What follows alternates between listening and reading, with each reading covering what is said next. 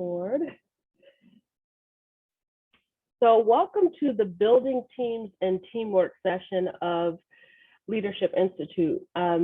This session today is one that, as all of them are really important and valuable, but the session today, based on kind of the dynamics of team and how that's really shifted over the last year and a half, having this kind of conversation is really important to really talk about what are those dynamics, what do they look like now, and how do we manage around team, within this new environment. So the session today is almost like I'm going to lay out a buffet for you of resources. And so what you'll do is just pick what resource you think would work best for you. Some of them you may say, oh, I think we're good on that aspect, or you may say, oh my God, that's the best thing since sliced bread, so I want to pull that resource. So I'm going to be dropping a lot of things in the chat. I may have to drop it multiple times as people continue to join. I want to start sharing my slide. I'm curious to know what each person is interested in getting out of today, so that I can kind of, shape and mold the session to meet the needs that each of you have. And so when you looked at this particular topic and you looked at the description, what were some things that you were hoping to get out of today? Anybody can go.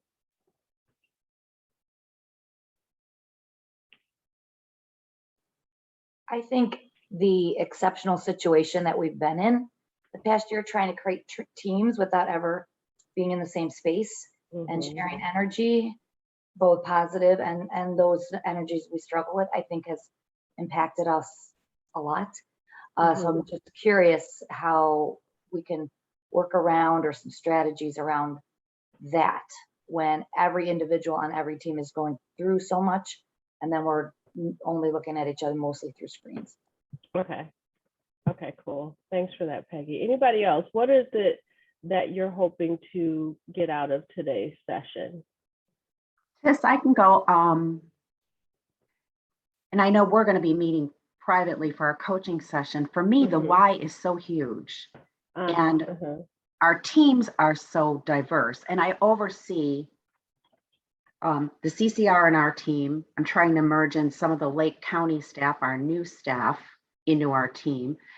I still oversee parts of children's mental health, because I oversee Cheryl, who runs a whole mental health team.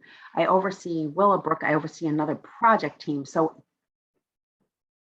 I guess cohesiveness among all, so that everybody sees their space in some of the projects, regardless of what team they're on or what part of the work, for me would be huge. Like I'm overseeing one project that really will benefit the entire Y. So how do I bring everybody into the work? So what I'm hearing you say is, how do we, so you want to create cohesiveness, and you want to kind of create this culture where people understand how their piece fits into a bigger piece? Is that correct? Kind of what? Okay. Because, we're one organization, even though we have these different teams. So how do we make sure we're supporting everybody across the broad spectrum? Does that make sense? Okay. We're going to talk a lot about the importance of communication in team. And so that might be where it will make a huge difference, is that communication piece of that. Anybody else? Any other thoughts about what? Yeah. I have a thought about the teamwork piece. I think an area of growth for me is delegation. And I feel like, as the leader of the team, if you will, overseeing the team, I get challenged to delegate some of perhaps my work to the team. And I struggle with that, because I know the team's got a lot of teamwork, right? And they support each other. But then it's I think as a leader, when and how to, delegate to the team, what's appropriate, what's mine, what's theirs, that's where I kind of get caught up a bit. And again, that's, I think of teamwork when it comes to that, either as a leader, seeing myself a part of the team and delegating to the team and knowing when not to, or so that kind of struggle, I guess, for me. Okay. So when we talk about, we're going to talk about these factors called team success factors. There's 5 of them. And one of them is called process. And when we talk about process, it gets at a bit of what you're talking about, Cheryl, in terms of what talent do we have on the team and how do we maximize that talent? The challenge with delegation, this is where you have to like kind of take that introspective, deeper look into self to say, okay, what truly is my challenge with delegating? And if we can all be honest with ourselves, so for me, for a long time, it's easier for me to just do it instead of teach it. Or I know I want it done a certain way, and the only way it's going to get done that way is if I do it. So it's really thinking about what are some of those ideas that you have around delegation. The other one is I don't want to overwhelm my team because I know they're already working really hard. And I know that's a huge dynamic today with COVID and people are short-staffed, is I don't want to overwhelm my team. What we have to be mindful of is the unintended message that we send when we don't delegate. And so that's the piece that, and we'll talk a little bit about that when we talk about process and go into the team charter. So thank you for that, Cheryl. Great. Any other thoughts? Yeah, hello, I'm Diamond. I think for me, being the newest member of the team, I just want my personality to shine because I'm going to be a part of a few different teams. And doing it virtually is a little difficult for me. I'm really like an energy person. So being around people feeding off energy is like where I feel like my personality shines the most. So I just want to figure out like how to navigate doing it virtually, but still allowing people to get to know me and my personality and everything. Okay. Awesome. Thank you, Diamond. Other thoughts? These are great. All right, cool. So here, I'm going to show you guys a roadmap in terms of where we're going. But certainly this is, we can kind of deviate from this. So we want to understand the expectations for a cohesive team. So I'm breaking this session out into kind of 2 segments.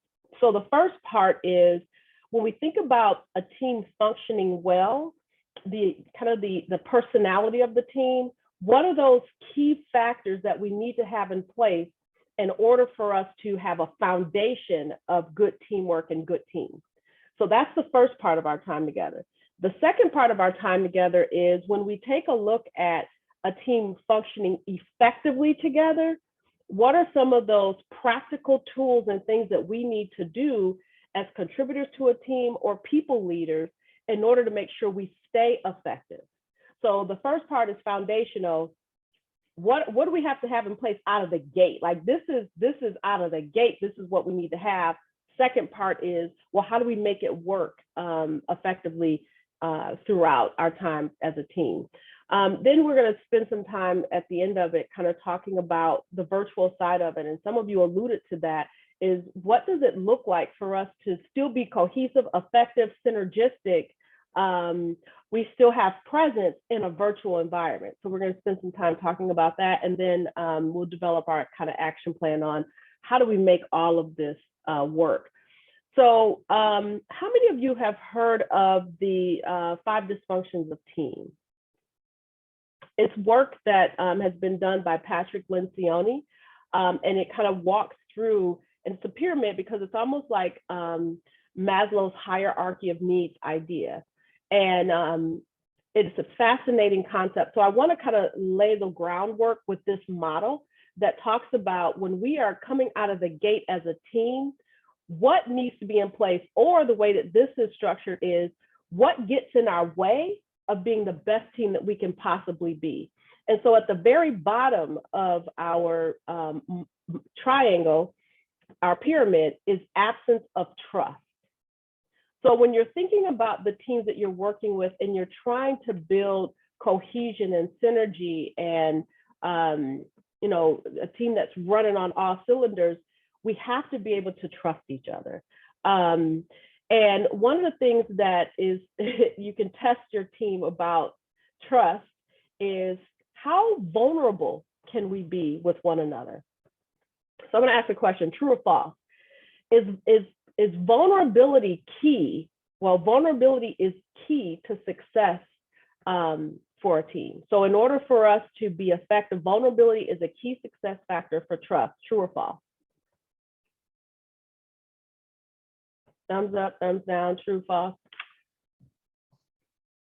Absolutely, yeah. So vulnerability, it's a scary word for people. So I know, kind of, in our heads, we're like, yeah, we want vulnerability, but why is it so hard for us to be vulnerable, even within the teams that we're working with? Why is it so hard?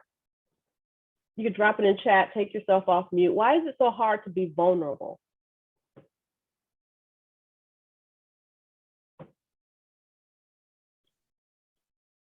I think for me, it's two things. First, we're taught to kind of keep a lot to ourselves and not display that vulnerability. And then the other is that sometimes that vulnerability is used sort of against you, in particularly a professional context. So I'm thinking often of female leaders who express some sort of vulnerability or have a vulnerable moment, and then that is definitely kind of sometimes held against you. Yeah, and there's some really good sentiments expressed in the chat. So being judged and vulnerability is generally seen as weakness. These are great. Fear, leading, we are expected to have the answers. So to be able to say, you know what, I don't know that answer, our mental model then says to us, okay, then I don't look as effective as a leader or as a content expert if I don't have the answer, or being weak or being taken advantage of. So what is, in all of these, like, if we want to be really real about this thing, all of these things are really real, right? These are things that could potentially happen. So what is that sweet spot to be able to be vulnerable in a way that it is life-giving to a situation, and you can do it in a way where you don't feel like you will be, experiencing some of the things that are in the chat? What is that balance? How do we be vulnerable without experiencing these things?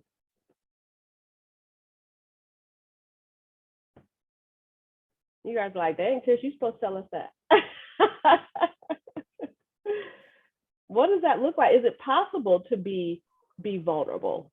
Create a safe space and environment. Yeah. And so how do we do that? So I think that is definitely a big piece of this. As leaders, how do we create a space that's safe for people to speak up, speak their truth in a situation? How do we create that? Part of that is kind of a rhetorical question. I like modeling because we're going to kind of talk more about it, but I really want us to get in our head that vulnerability is a part of trusting. And what kind of environment, thanks Diamond, are we creating for people to feel safe enough to be vulnerable? So for example, let's say we're in a meeting and we say, someone in the group says, you know what, this is a really tough conversation and I want everyone to feel very comfortable and safe speaking up. So whatever you have on your mind, please share it, right? And someone in the meeting decides, you know what, I'm going to be courageous. Thank you, Cheryl. I'm going to be courageous and I'm going to speak up. And they say, well, you know what? We've been down this road before and what we've experienced was not a great outcome. So my concern is that we're going to run into the same issue. And I think that many people feel the same way and just aren't saying anything. And the response to someone speaking up is, you know what, you could be no further from the truth. And I cannot believe you would even say such a thing in this meeting. So if that's the response to someone who just spoke up, what do you think is going to happen? That person will never give that gift of feedback again because what just happened. So we may say, I want you to speak up. I want you to be very vulnerable. I want you to share your perspective. And then when someone trusts that process and does it, what is our response to it?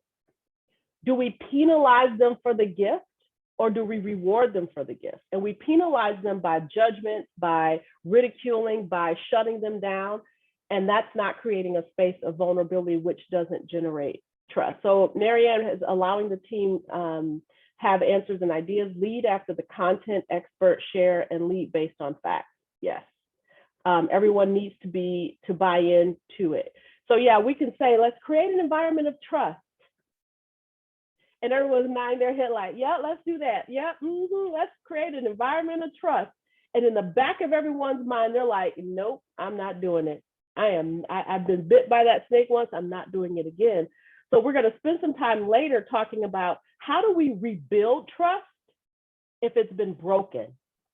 Because many of us have been a part of teams where trust is non-existent. But if we don't have trust, we can't build anything else. Here are some kind of key points related to building trust. Oh boy, what's this? Okay, trust lies at the heart of functioning as a cohesive team. I think we can all agree with that. Trust comes from vulnerability of team members sharing their weaknesses, skill deficiencies, interpersonal shortcomings, mistakes, requests for help, and the like. And we'll talk a lot more about particularly the asking for help when we talk about commitment. Does it take time? Absolutely. And it takes even more time when it's been broken. So when it's been broken and we have to rebuild it, it takes more time. Is it possible? Yes. But people are standing on the periphery, just waiting and watching to see when someone puts their toe in the water, when someone's courageous enough to go ahead and put their toe in the water again, what happens? So we have to be patient if we have to rebuild trust. We have to be patient because people are like, yep, I've been there, done that. I don't know if I want to go there again until I see that there's consistency in this new culture that this leader is trying to establish. This last bullet point around leader must demonstrate vulnerability first. I think that there goes a, yes, I can get these to you guys, Cheryl, the slides. There goes this fine line with us as leaders of being vulnerable and our team also having to manage our emotions. So what I mean by that is sometimes, like let's say we had to present a huge change that just happened. And you have a leader that's talking about the change and they're like, you know what, this is the hardest thing I've ever had to do as a leader. I don't know what's happening with this thing. And I'm just really concerned about all of our jobs. And, you know, I'm going to do what I can to keep you guys informed. But I'm a little nervous about this. As a leader, that's being vulnerable, but have we crossed the line? Why do we cross the line there?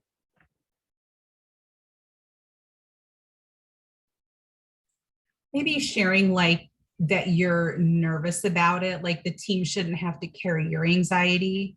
But like you can still be uncertain, but you know, and be transparent without like transferring your emotional piece to the team, because then that can breed even more of, you know, their anxiety. So yeah. that it's at least for me what I would try to keep out of it. And someone had mentioned earlier in the chat around modeling vulnerability. And so we have to be very cognizant of some unintended messages when we're trying to, you know, model vulnerability. And the other piece of that, is it okay to say, you know what, I'm nervous about this? I think it is appropriate to say that when you've worked through that as a leader, to say, you know what, I get where you're at, because when I first learned about this change, I was nervous. And here's how I was able to get past that. So it gives people hope when when you're sharing that vulnerability as a leader. All right. All right, so the next one, conflict. So the absence of conflict or the fear of conflict really deteriorates the effectiveness of a team. There has to be some level of healthy conflict in a group. But I think we can all raise our hand to say conflict is not comfortable. And many of us do what we can to avoid it. In a team environment, in order for us to be able to have an appetite for conflict, we have to have a foundation of trust.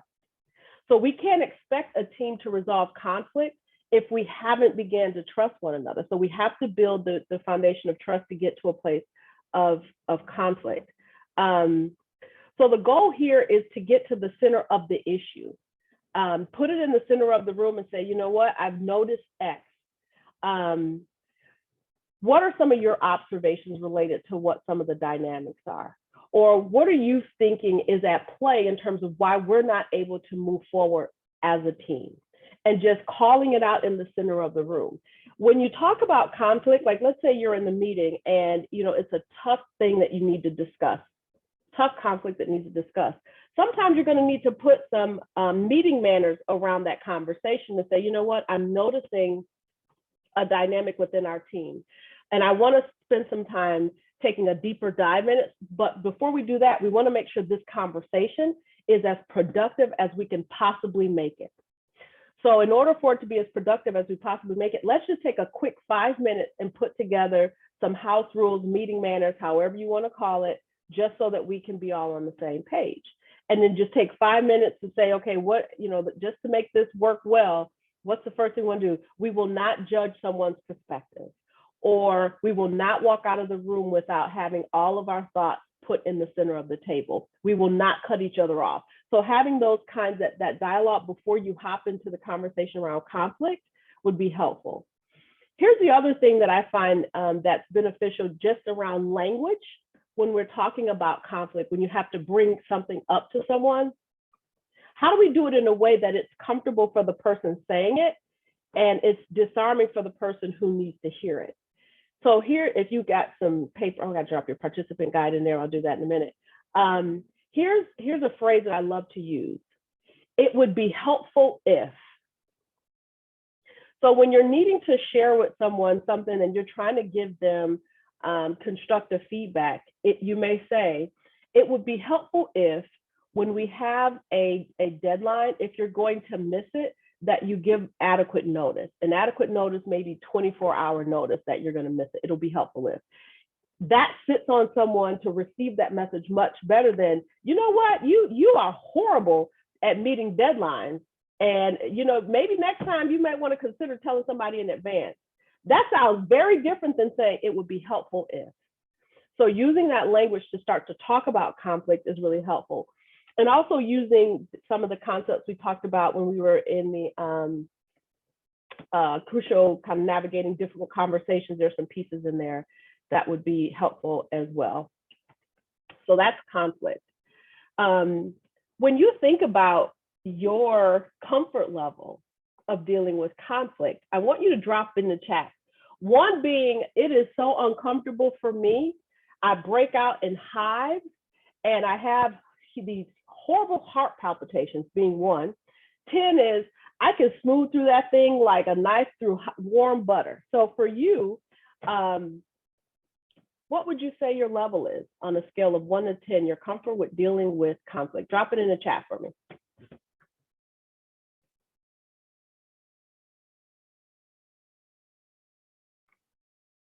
Awesome. Okay. So if anyone wants to, depends on whether it's personal or professional, easier in the, interesting, Shafali. So Shafali depends on whether it's personal or professional, easier in a professional context. When I was started to read that, I was anticipating what the rest of that was going to say. And I thought you were going to say it's easier in a personal. So talk to us about that, Shafali.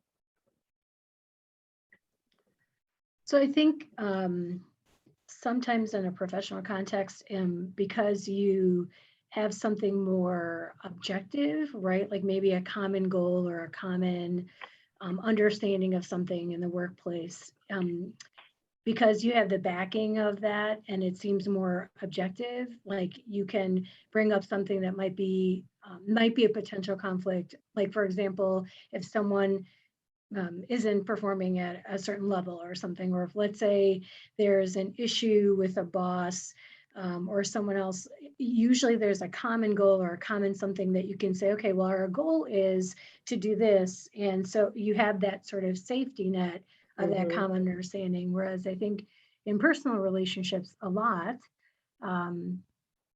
I just had a situation this past weekend, having an uncomfortable conversation with a friend, and I knew that she would have a subjective viewpoint, and I had a subjective viewpoint, and it wasn't, we didn't have that sort of anchor of an objective understanding. It's harder to find that, right?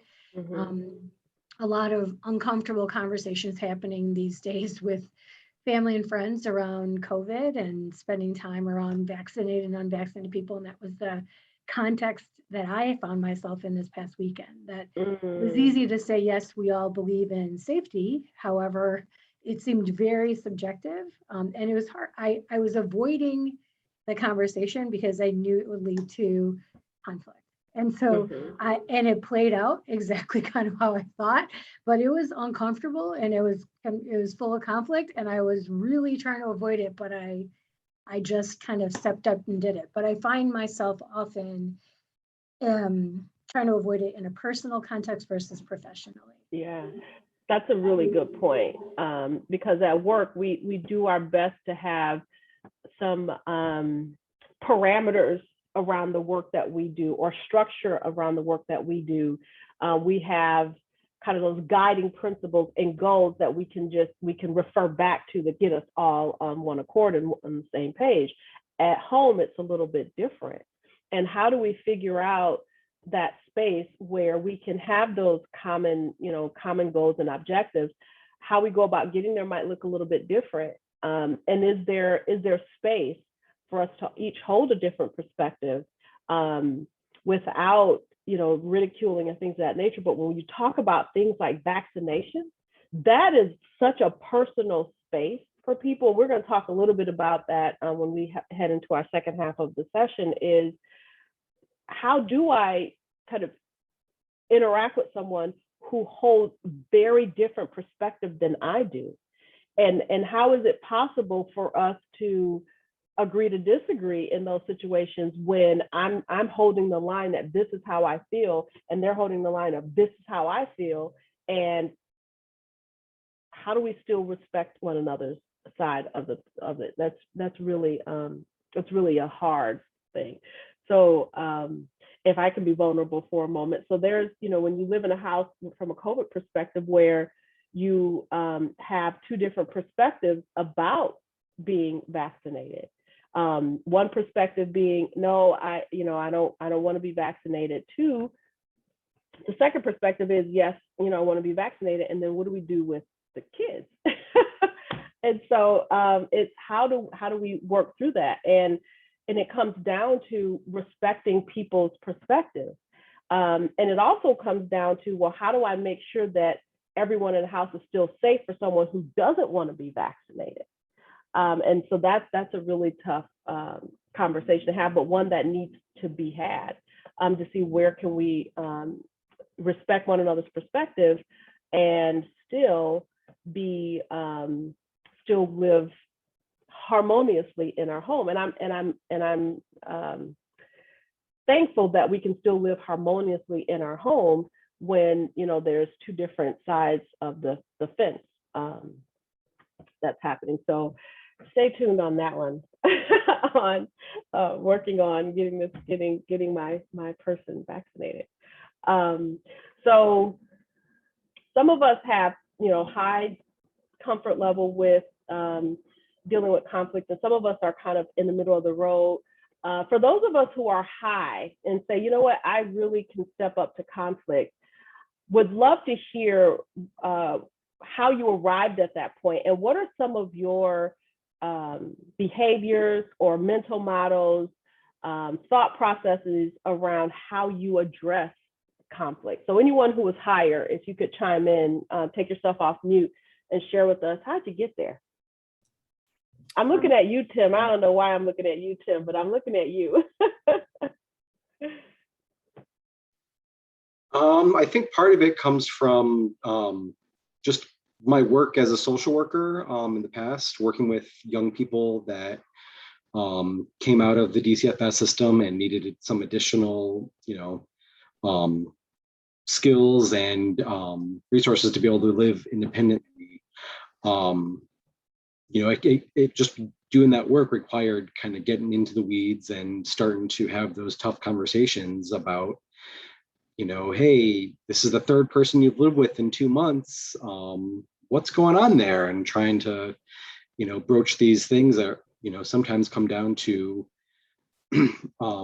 really difficult conversations about, hey, maybe instead of, when someone who's letting you stay there asks you to, do the dishes, instead of telling them to F off, it's not your house, maybe you want to, consider actually, talking with them about it and trying to figure out some middle ground. So I think I kind of got a lot of experience that way. I mean, it's not my favorite thing to do, but I've kind of been through it enough at this point that, I know that generally I have the skills to kind of, navigate those conversations when necessary. Awesome. Thanks, Tim. I heard another voice before I called out Tim. Someone was about to say something. Who was that? That was me. Okay. Hi. Yeah, so I think for me, like, if anybody knows me, one of my worst pet peeves is when people say, like, I hate confrontation, I hate conflict, because I feel like it's a part of being an adult. And I think for me, when it comes to confrontation or conflict, it's a skill that you have to continue working on, and you have to like learn how to manage your differences by sharing them with people.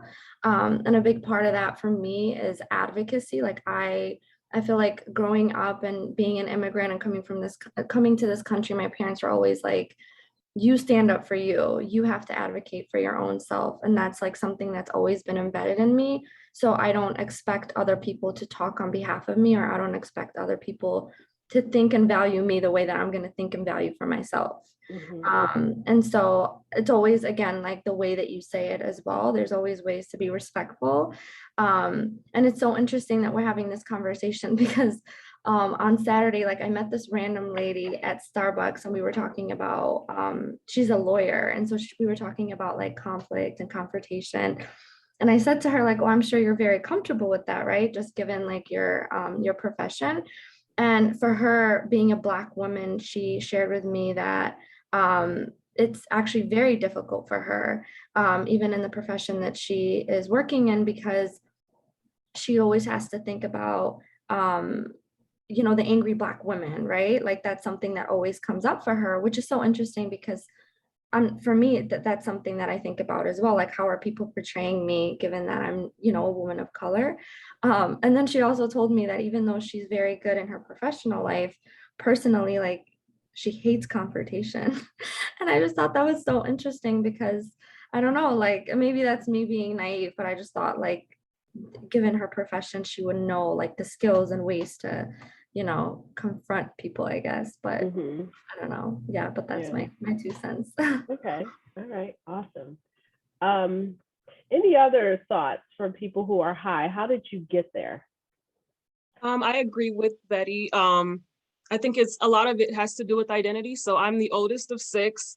So I always had to deal with conflict. I'm a woman, I'm Black. So it's like conflict is there like every day. You're trying to like deal with something. And then also my personality, I'm very assertive. So it's like, if I feel like there's a conflict coming or there is a conflict present, it's like, just address it head on. I don't like beating around the bush. And then a lot of it for me also has to do with understanding other people. So I don't like things lingering. I just want to understand like why you feel the way you do, or whatever the situation may be. And I feel like not addressing conflict makes it more uncomfortable than just addressing it and getting it out the way. So yeah, I think a lot of it has to do, of course, with identity, and then whatever positions you have been put in your life and your experiences. I've dealt with a lot of conflict. So for me now, it's just comfortable to like, just address things and get it out the way. So yeah. Okay. Say more about that, Cheryl. Betty, I reflected on what you said, and it's so funny. It made me think of my own cultural upbringing, and it was actually the opposite. It was like you respect authority, you do as you're told, and so there was no talk of like advocating for your beliefs. It was very much hierarchical in terms of like power and authority. So it just got me thinking of like, even like, what was my role in my family of origin, right? Like I was the peacemaker because there was a lot of stuff going on and I had to be the good one and so it's like, it's complicated really and I think that's why it's so important to think about your own self-awareness when it comes to conflict is like, again, Tish, you were even saying like, what are your beliefs about this? So it's almost like, okay, why do I struggle with conflict? Where does that come from for me? How do I work through that? And so I just in this conversation of seeing what it's a really deep, complicated issue for us. And we all kind of have our own scripts, if you will, of why it's easy, why it's challenging. So I think it's just helping me look at why it is harder for me and also making sure that I am more self-aware so that I don't get kind of pigeonholed into those early kind of experiences, but I'm like the adult Cheryl having the conversation versus the triggered part of me. So yeah, that's kind of my little chat there of why it's complicated. And it's interesting because we think about the sentiments that Betty, Diamond, and you share. It goes deep, right? So it goes deep for us in terms of how we choose to look at and consider conflict. In teams, conflict is absolutely necessary. And people typically draw away from it. And I tell people to get closer to it. And if we start to change our mindset around what conflict is, I like to refer to it as being curious. So if there's a situation that is really uncomfortable and we're viewing it as conflict, and conflict, when we think about that word, we have like a visceral response to that, right? And so instead of saying, this is a big conflict, you could say, I'm very curious about this. It changes your whole perspective about how you step up to that conversation. So let's say someone has been worked to late every day, and you have to, for the last 4 weeks, and you have to step up to that conversation. If we say, gosh, this is going to be a tough conflict to address, then we're dreading that conversation. But if we say, I'm very curious, then you're more willing to draw nearer to that conversation. So that's one way to kind of rethink how we think about conflict. But in teams, it's really important to have it, and it's healthy, because without it, then we just have a room full of people who are just yes men and going with the flow, and just say, yep, that's what we're going to do, and we won't get to kind of the highest level of self-actualization, which is results. We won't get there without conflict, so we have to have it. Kind of had that conversation. And good conflict, as we know, requires trust, because that's the foundation. Yes, we know it can be uncomfortable. Fear of occasional personal conflict should not get in the way of regular, productive conversation. And instead of the word debate, I would say conversation, because that's what it is. It's really having a conversation around the topic that people potentially have different perspectives. But as adults, I can't remember, I think it was Betty who said, as adults, we should be able to have those kind of conversations as adults. We don't all think the same, and that is great. We don't want everyone to think the same. So we want to be able to think of it as a great, healthy conversation. The other piece of this that gets in the way of a team being as effective as possible is the lack of commitment on the team. So in order for us to flow well in the team, there has to be commitment. I think Tim put in the chat earlier, there has to be a level of buy-in. So what am I committing to, right? And if my commitment is wavering, do I trust the group enough that I can share what some potential tough conversations might be that could then help me with my commitment, right? Because we can't just say, oh, today we're going to be committed. No, it goes deeper than that. What's at the root of us not feeling like we can be committed? And as leaders, it's how do we extract that conversation in a way that people feel comfortable enough to say, here's where I'm struggling. Here's where I'm struggling. And then to honor that for people. So we're going to talk a lot more about commitment. So I don't want to spend too much time here. And you guys are going to get these slides, so you'll get this. You'll get these sentiments that are shared here. The next one is avoidance of accountability. If we want to be effective as a team, we have to make sure that there is a healthy balance and culture that we hold each other accountable. But we can't get there unless all these other things are in place. So when you think about holding each other accountable on the team, why don't we do it? Why don't we have peer-to-peer accountability? Or a bigger one, why don't we have employee to boss accountability? Talk to me. Why is this a big challenge?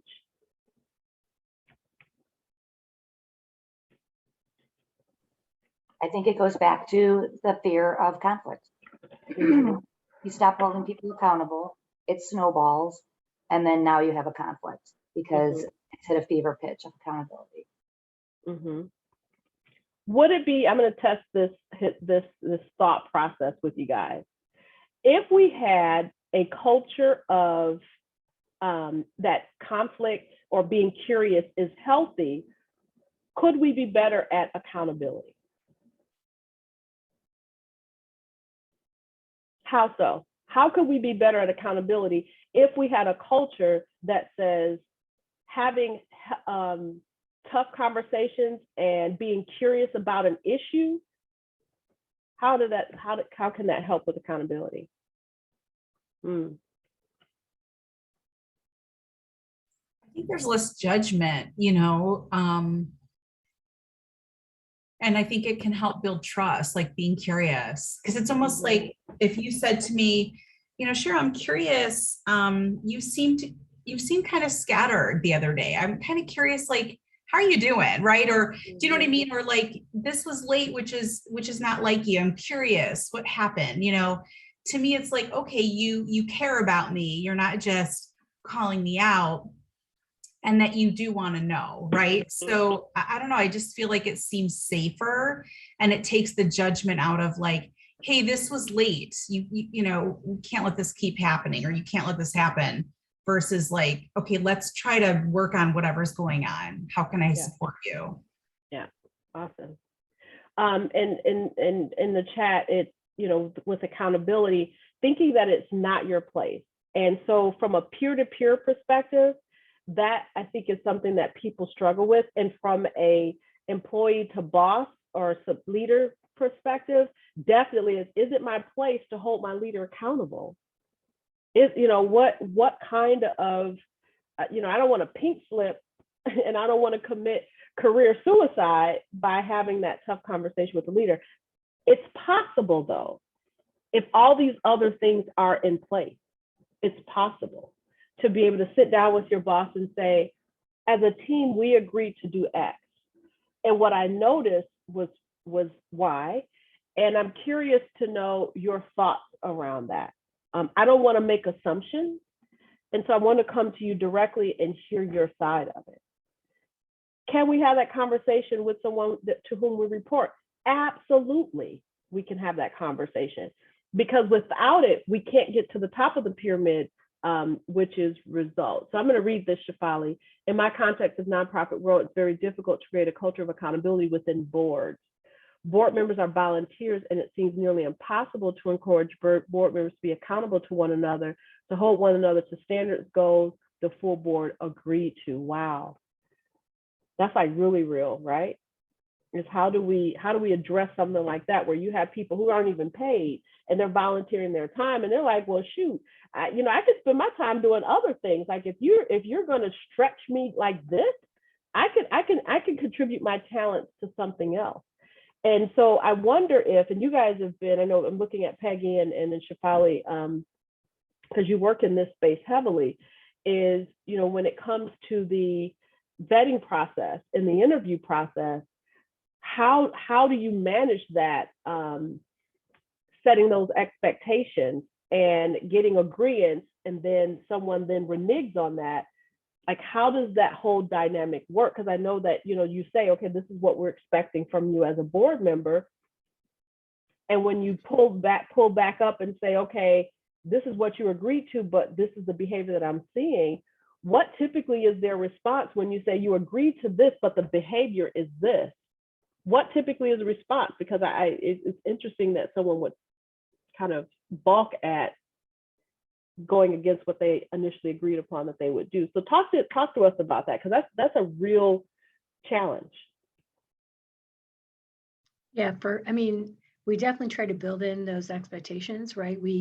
Before we even bring on a new board member, those expectations are outlined and shared in a document. It's definitely discussed in what we would refer to sort of as that interview with a prospective board candidate. But the reality that ends up happening is that a lot of board members have the best intentions, but because they support the mission and they really want to be supportive and help, but the world comes into play, right? So family things come up or work things come up, or especially in the past year and a half, so much, we have to give a lot of latitude for the space that we all find ourselves in. So it's difficult, but I find that it's a topic of conversation that happens with nonprofits all the time, and the only solution that I can think of is like that you keep revisiting. I mean, we put in place like a board assessment tool, an annual board assessment tool that asks, did the board achieve its goals for the year? Did the individual board members like establish some goals for themselves and for their own contributions on the board? But even with all of those process steps in place, this is just difficult to do, especially because it goes right back to the fact that the board members are like an Uber volunteer, right? But the whole, and interestingly enough, like typically when it comes to that board assessment time, you'll find most of the board members agree that, they could have done more, or they could have, and it comes back to two things. One, they didn't know exactly how they could contribute. So outlining those expectations specifically. And two, that they acknowledge they just didn't deliver, and they will reestablish trying to do that in the next year. But it's a constant challenge, I find, and I know we have other nonprofit folks on this meeting right now, but yeah, and I think it does go back to it setting the expectation at the beginning, and then when there's goals set during different projects that you're taking on, it's what role will I play? What's my contribution to this particular project? What am I committing myself to? And in that board meeting, each person going around and saying, here's my contribution to this, and here's my commitment. Because when you verbally state it, then it's harder to kind of acquiesce and go backwards on that. And then to kind of, I love that self-reflection piece. I would even say do it 6 months in, and then at the end of year to say, how have I been doing with contributing myself to this board? How effective have I been in contributing to this board? And when someone can step back and say, you know what, I haven't done jack squat, and hopefully then the last 6 months they can course correct. But if not, Shafali, you're great at being able to have those tougher conversations, but it can be exhausting at the same time to have to do that all the time. So creating that culture of accountability, and also it's feedback, right? So sometimes we don't want to hold people accountable because we don't know how to say it. And so think of it as you're giving someone the gift of feedback. And there's some tools and resources that you got in our session before around navigating tough conversations that you can pull out to be able to establish this kind of culture where people can sit down and have candid conversations with each other. Once you've built the trust, you have an appetite for being curious and having conflict, there's a level of commitment to that that they would even care that someone's stepping up to them and saying, hey, I'm seeing a gap, can we talk about it? So then that brings us to the last piece is results. So if we have all of these things in place, then it provides that foundation that we need to get to what we all want to achieve. Why are we as a team in the first place? Because we got to get something done. We have to get results. And with those other rungs in place, it helps us to get to the point of achieving results. And we're going to talk a lot more about that in the next segment as well. So I won't spend a lot of time on that. So any questions on kind of this whole framework? Let me go back to the framework around here's out of the gate what we need to have in place to even begin to think about being effective as a team: trust, conflict, commitment, accountability, and results. Any thoughts, perspectives, questions around these elements? So Tish, early on you asked like, what do we want to get out of it? And what do we want to get out of the session? And I now am able to sort of put more words to it. For me, it is exactly what you just said a few minutes ago, which is, I agree with this pyramid. I agree with this construct that these are the dysfunctions. The challenge comes in and how do we actually say it? Like, what are the words that we use? So you've kind of given a few examples, like saying, giving someone the gift of feedback. That's something you can say, or it would be helpful if. So actually finding the correct words or how to say some of the things to overcome these dysfunctions and build a team that you can really admire. That is something I'm looking to get out of it. And that's the thought that came to my mind with this dysfunctions model. I have no issue with any of the pieces here. It's very helpful to learn how to say things or have a lot of different examples on how to say things. Okay. So when we go on, as we kind of go throughout the session, when you were saying that, there are a couple things that popped in my head that might help from a phraseology perspective. You threw out a few that I had mentioned before. There's another one, because when you start to step up to some of these things, like for example, when you're being curious about a conflict, or there's a lack of commitment, whether it's yourself or someone else, or you're trying to hold someone accountable, it's easy for someone to be very defensive about that message. And so one of the concepts that I love to use that really helps to kind of disarm a situation is to use what we call contrasting statement. And what a contrasting statement does is it clarifies your intent. It clears up any misunderstanding that person may have had about the intent on what you're saying. So the way that sounds is, it's not my intent to come across that I'm telling you what to do. It is my intent for us to circle back to our common goals and figure out how together we can achieve that. So it's not my intention. I'm not trying to be the boss of you, right? Because that's what some people, we're doing peer-to-peer, like, you ain't the boss of me, or even on board, you ain't the boss of me. It's not my intent to come across as trying to be the boss. It is my intent for us to get on the same page around the common goals that we establish. How do we get there together? That's a really good phrase to use. And as I think of more, Shefali, because they'll come up as we're kind of talking about the different phrases, I'll shoot them out and you guys can kind of shamelessly steal them. Any other thoughts? Thanks for that, Shefali. Any other thoughts around here, the out of the gate, what we need to have in place before we even talk about working together effectively? I love the piece about in intention to results. I'm running one project that is super slow and there's a lot of barriers. And so being able to really talk about the results of us moving forward, even if they're small steps, to keep people engaged. Otherwise, I think it feels defeating. So kind of always level setting. Okay, it's not moving as fast, but here's what we've managed to accomplish. Here's where we're going. Here's where we are. I think it's so important. Otherwise, I think I would have lost everybody a long time ago. And what the end result is, what we're taking these baby steps to build, I think is super important. And if we don't pay attention to even the small results, we can lose people. Yeah.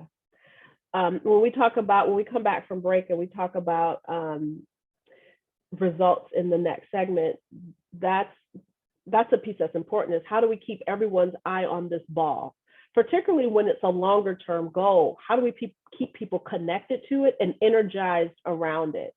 So there are some tips that we're going to talk about on how to do that and kind of keep people's momentum moving forward. And you bring up a really good point about sometimes when we're trying to implement a change, it's moving a little bit slower than we'd like it to. So how do we get our group to move a little bit faster? I'm going to introduce to you guys, I know I've shared it before, I'll probably drop it in the chat again, is this whole driving change we call a discussion planner that really helps to get people rallied around an idea and keep them moving forward. So I'll drop that in the chat as well. Any other thoughts, perspectives about what we just talked about? Tish, I have one. It's really more of a question. So when I look at these 5 dysfunctions, I'm thinking about a situation where we don't have all 5 dysfunctions, but there's different levels within about 3 of them. And then like on the low side, but then there's like strong commitment and strong results because the people are just really good at what they do. But I'm wondering, how do you address the lack of accountability and strong fear of conflict and a little absence of trust, even though we're getting good results? Like, I think that's been a challenge for me, to get to some of these dysfunctions, but people like kind of shy away from it because they're like, well, we still get good results. So and so seems happy, but I know people will get burnt out if they continue to work in the way that they are because of these three dysfunctions that we are experiencing. Yeah. So is it, and correct me if I'm wrong, Denidra, with this thought, as I was hearing you talk, what came to mind is people are wickedly talented at what they do. And the team can get results done even if people work in silos. Yes. And so people are like, you know what, leave me alone. I don't have a whole lot of trust in this team, but guess what? I don't need to, because we can get the results by me just doing my thing. But the challenge with that is, think about how if we work together and brought our talents together as a collective team, how many hands doing this heavy lifting becomes much lighter, and we can move quicker, and then we can move on to the next thing. And so while, yes, we're getting results, just think about how much more powerful and impactful we can be as a team if we start addressing some of these other fundamental challenges that we're having versus avoiding it. Yes, we're getting results, but just think about how much more we can achieve. And so part of the conversation is, you know, I'm recognizing that there is a level of, you know, trust is compromised on our team. One, where does that come from, and how do we rebuild it? And that's where that conversation around "it would be helpful if" comes into play. For me to feel like I can trust this team again, it would be helpful if. And then in terms of how to address conflict, coming up with common language on how we choose to address conflict is so incredibly helpful. So for example, I do a lot with teams around, you know, Crucial Conversations is a 2-day program. But I have teams that say, I can't invest 2 days, but I need you to give me enough to make us dangerous. So I'll do a 1-hour workshop with a team just to give them the basic fundamentals of navigating a tough conversation. Now they all have a common language. And so when someone comes up to them and say, you know, I want to have a conversation with you, and they follow the framework, everyone knows, okay, this is what we're doing right now. It's not coming out of the blue. Because we have a common language on how we're going to address this.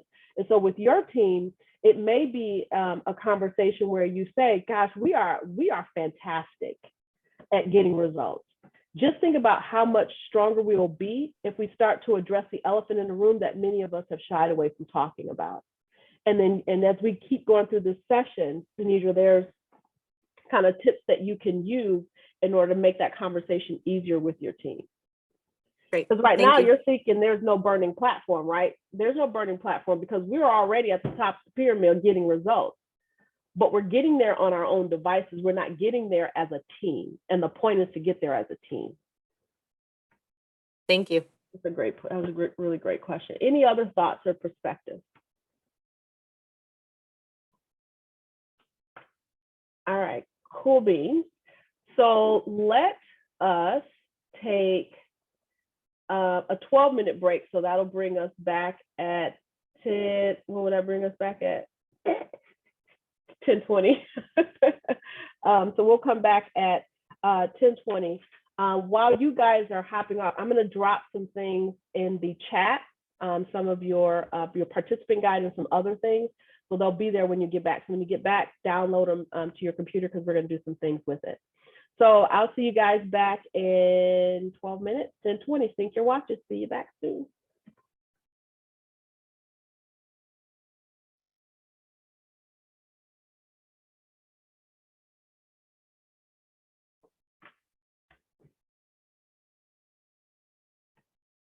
Welcome back, everyone.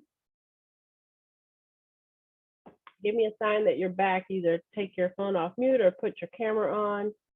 so that I know you are back.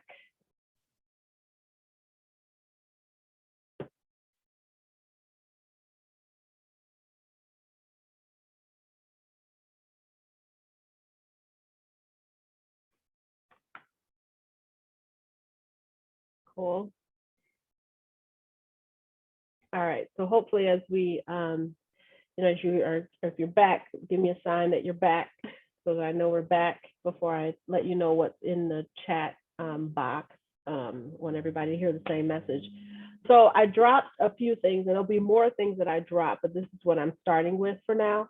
So the second thing that well, shoot, okay, there it is. Do you guys see the participant guide that's in there? So if you could load that. It doesn't look as nice as I'd like it to, because it's coming out of, like, if we were in person, you would have this actual book, but I had to give you guys, scan it into you. So it doesn't look as amazing as I would like it to look. So pardon that. But if you could download that, that would be awesome. The other thing that you have, and we're going to refer to this quite a bit, it's in your chat, it's called the MTP accelerators. So those are ones that we're going to be referring to. And the thing that we're going to be spending some time with right now is the MTP Team Success Factor Survey. Now, I dropped it in here as a Word document so you can complete it on your PC. You don't have to print out, you can just do it right on your PC. Before I even hop into the Team Success Factor, so we spent time talking about what do we need to have in place out of the gate for us to even begin to work together as a team. So what were those 5 things without looking? What were they? What was the first one? The foundation. Trust. Trust, that's the first one. What came after trust?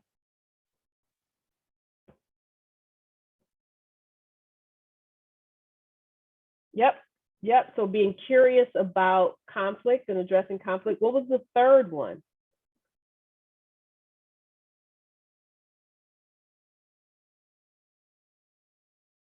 Started with a C. Commitment, lack of commitment. Yep, you got it. And then the fourth one after that. Yep, accountability. And then the last one, like that at the top, self-actualization, achieving the results. If we have all those things in place, then we can start talking about the stuff that we're going to talk about now. With teams, we need some infrastructure, right? So we need a container in which we work so that we're all on the same page. When you think about working together as a team, some people define that very different. You have some people who imagine in your time of working, where you have someone who you look at them and you're like, yeah, they don't really work well with us as a team. But if you were to ask them if they're a team player, what would they say?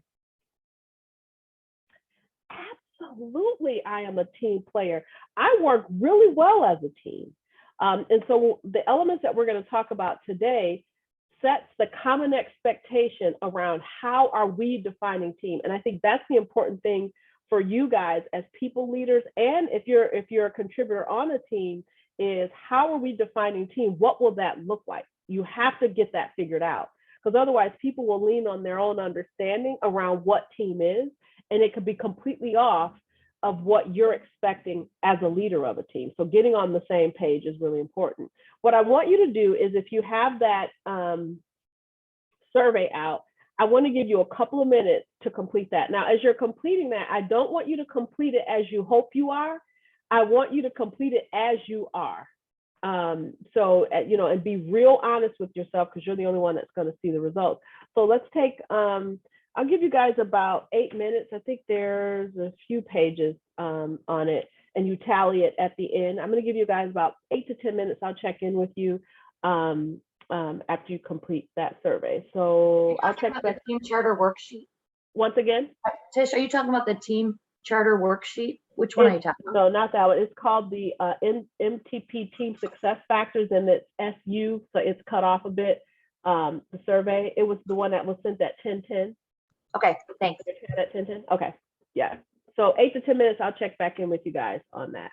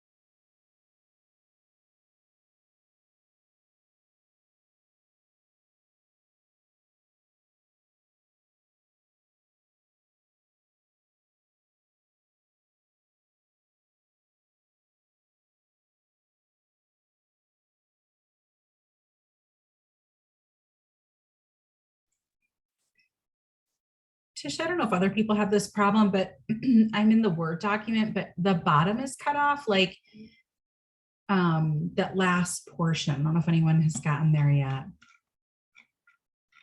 If I'm doing something wrong, because it says like, I don't know, based on your scores, list one factor that is a team strength. And then I don't have anything under that.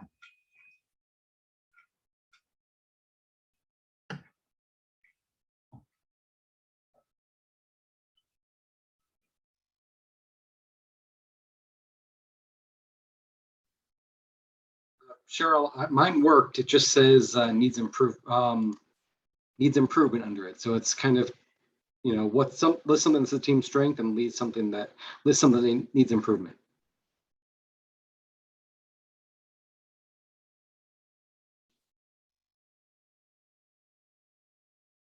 Sorry, you couldn't hear me. I opened it in a different view and I could see it now. Yeah. Thank you.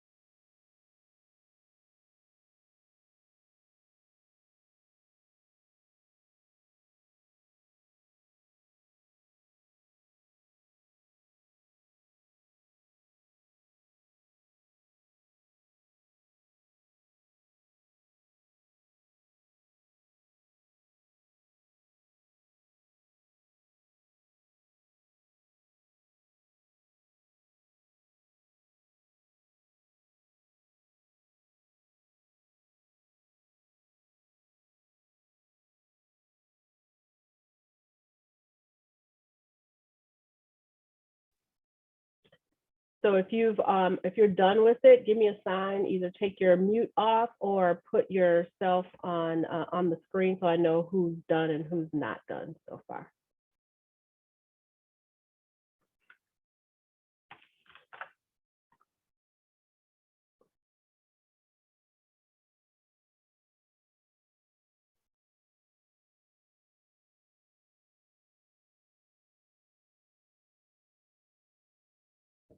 We'll give it a couple more minutes. As you get done, just pop in so that I know that you're done. Thanks, Shafali. Okay.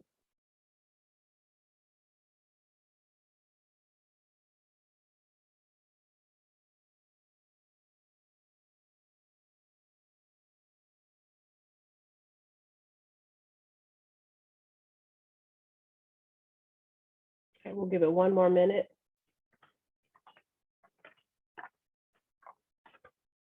You guys were able to tally them, right? So you kind of see where you fall. I should have mentioned this before. How many of you are people leaders? Most of us, I think, are people leaders on the team, on the call.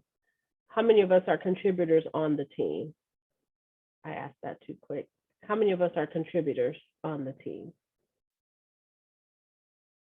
Okay, so half and half. Okay. Okay, so we have a nice balance, and even the things that we're talking about today, whether I try to structure it in a way that it doesn't matter if you're a people leader or if you're a contributor on the team, that what you get from this session will be helpful. So as a leader, you're going to get tools on how to build that infrastructure. As an individual contributor, you're also going to get tools that you can use to influence your leader on some things. And it also helps you to be mindful of how you show up on a team. So it's beneficial for both sides of the house. So when we look at your results, so under each of these different factors of teams, we call them team success factors. Let's see, how do I want to do this? So what was your strongest team factor? You could drop it in chat or shout it out. What was your strongest one on here? Results. Results was the biggest one. Okay. What else? Trust. Shafali had trust as the big one. Okay. What else was the big one?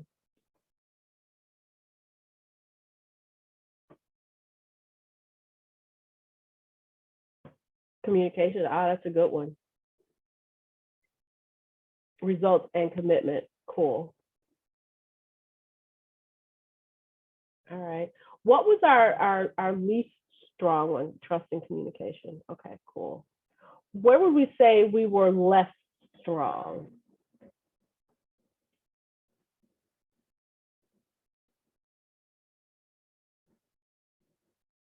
Some area process. Okay, areas where we might need a little help process. Okay.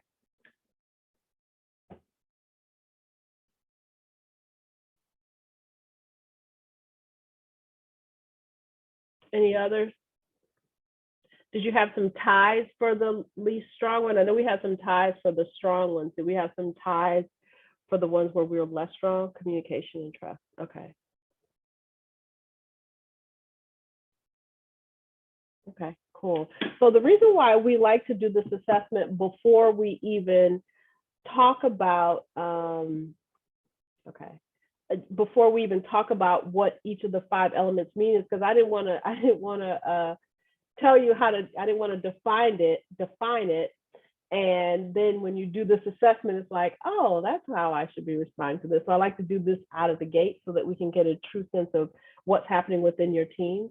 And it also gives you an idea. Of course, I want you to focus on every element of what we're going to talk about. But if you're a bit, have some gaps in one of the 5, we want to really focus on that area when we get to it. And then those are some of the things that you want to focus on as we, conclude this session, some things you want to continue to focus on. So I'm going to hop into the slides. Screen share. What do we want to see here? All right. So here's the model, our working model that we're going to be working from today. So, sorry, I was reading some. These are the 5 elements that we want to put in place in order to help our team be as strong as it possibly can. So this is kind of your infrastructure, your container by which you operate as a leader. So, or even as a contributor, things that you want to be mindful of. So you see all the 5: trust, results, commitment, communication, and process. The ones that we're going to talk about first are process and results and communication. Trust and commitment, we're going to talk about those last, and here's why. Process, communication, and results, you can kind of put your finger on those things.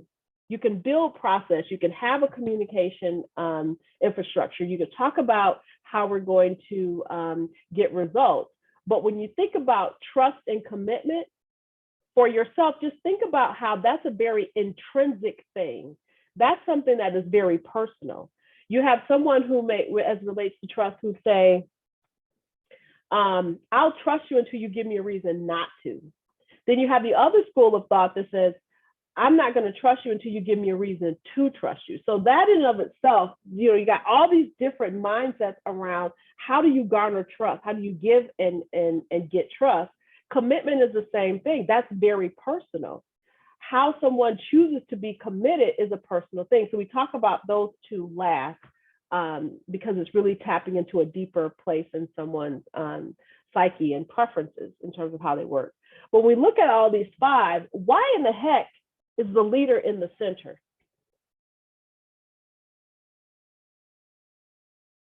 Why is the leader sitting right smack dab in the middle?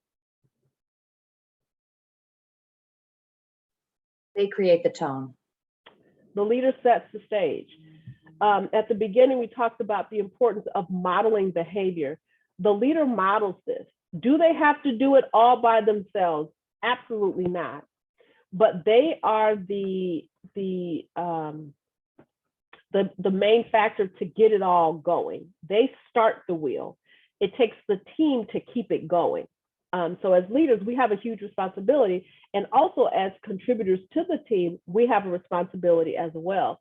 So let's talk about, and you already took that team success factor survey, so cool. We had a little bit of the discussion, but I want us to dig deeper into this idea around effective behaviors. So I'm gonna put you into breakout rooms, and I want you to have some conversation around what are some effective team behaviors that either exist on your team or that you've seen in other teams. What are some effective team behaviors? I'm going to give you guys about 6 minutes in your breakout to have that conversation. What are some effective team behaviors that you've seen?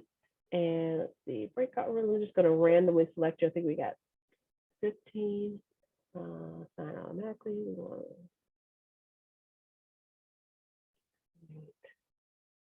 3 breakout, maybe 4 breakout. All right, here we go. So I'm going to send you back. I'll give you the notice when we're coming back in a minute, but what are some effective team behaviors you've seen? Here we go.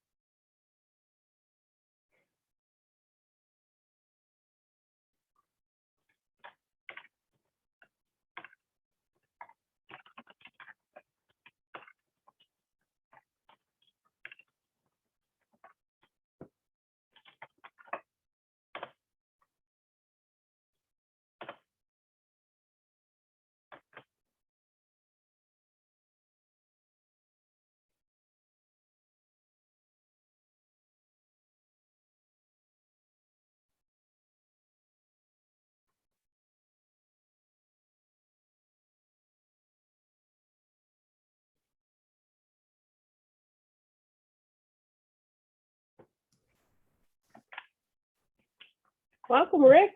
Hey Tish, how you doing? Good. Yeah, I just got in from a client meeting, so I always like to sit in on these things. I might learn something by accident. You just never know. They're out in breakout rooms at the moment. Awesome. They're talking about effective team behaviors in their breakout room. Cool.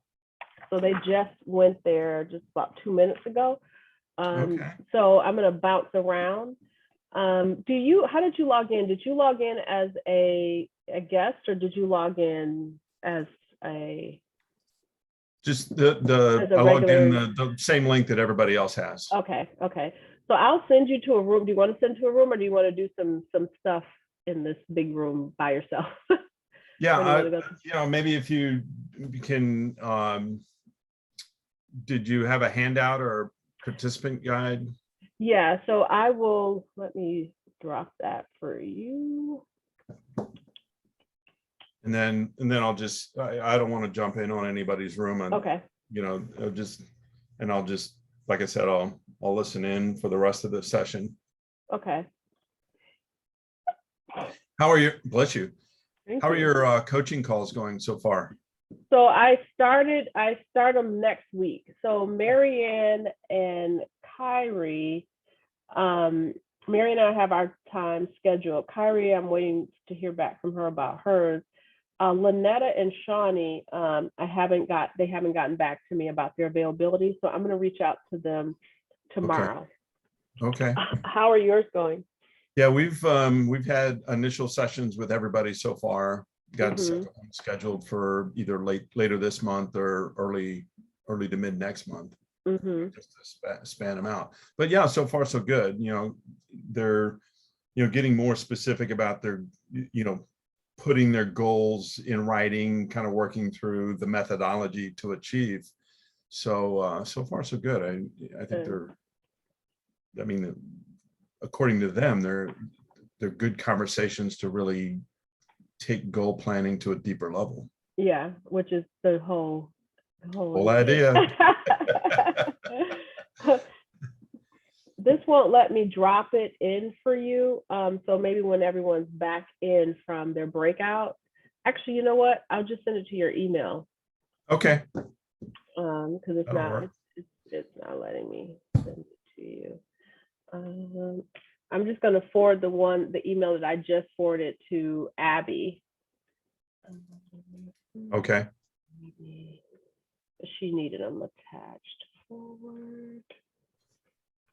I'm sending it to your RPC one. Yeah, the RPC one. So how much closer are we to calling you doctor? Oh, so I just submitted my IRB application to my dissertation chair, Professor Hay. So I'm waiting for his feedback on it.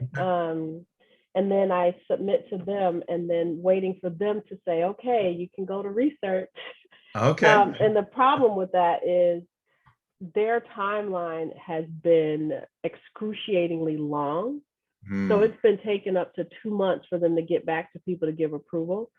So we're hoping that, we don't have to do that, and that I'm hoping they get back to me in October. So then that gives me the balance of October, November, and December to get things done. I'm hoping by December. But again, it depends on when IRB gets back to me. Got it. So we'll see. Time marches on. Yeah, it is. It's been, yeah. No joke. Good. I got what you sent. Appreciate it. Okay, cool. So they opened the participant guide. If we were in person, they would have gotten the actual physical book. It's a really cool book that they would have gotten. But because we're virtual, I had to scan it into them. So it looks a little not as nice as I'd like it to. So they have that. And then the other one that they've done is the team survey, team success factor survey. Okay, cool. Is what they've tapped into so far.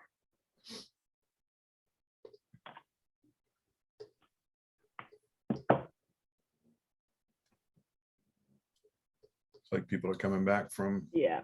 Mhm.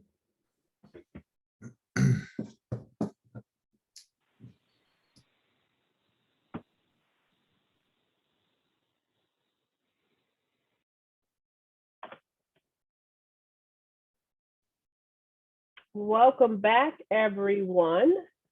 Hopefully that was a really good, fruitful conversation. And I want to hear a few sentiments from you guys in terms of what was some of your conversation? What was some effective team behaviors you've seen either on your current team or previous team?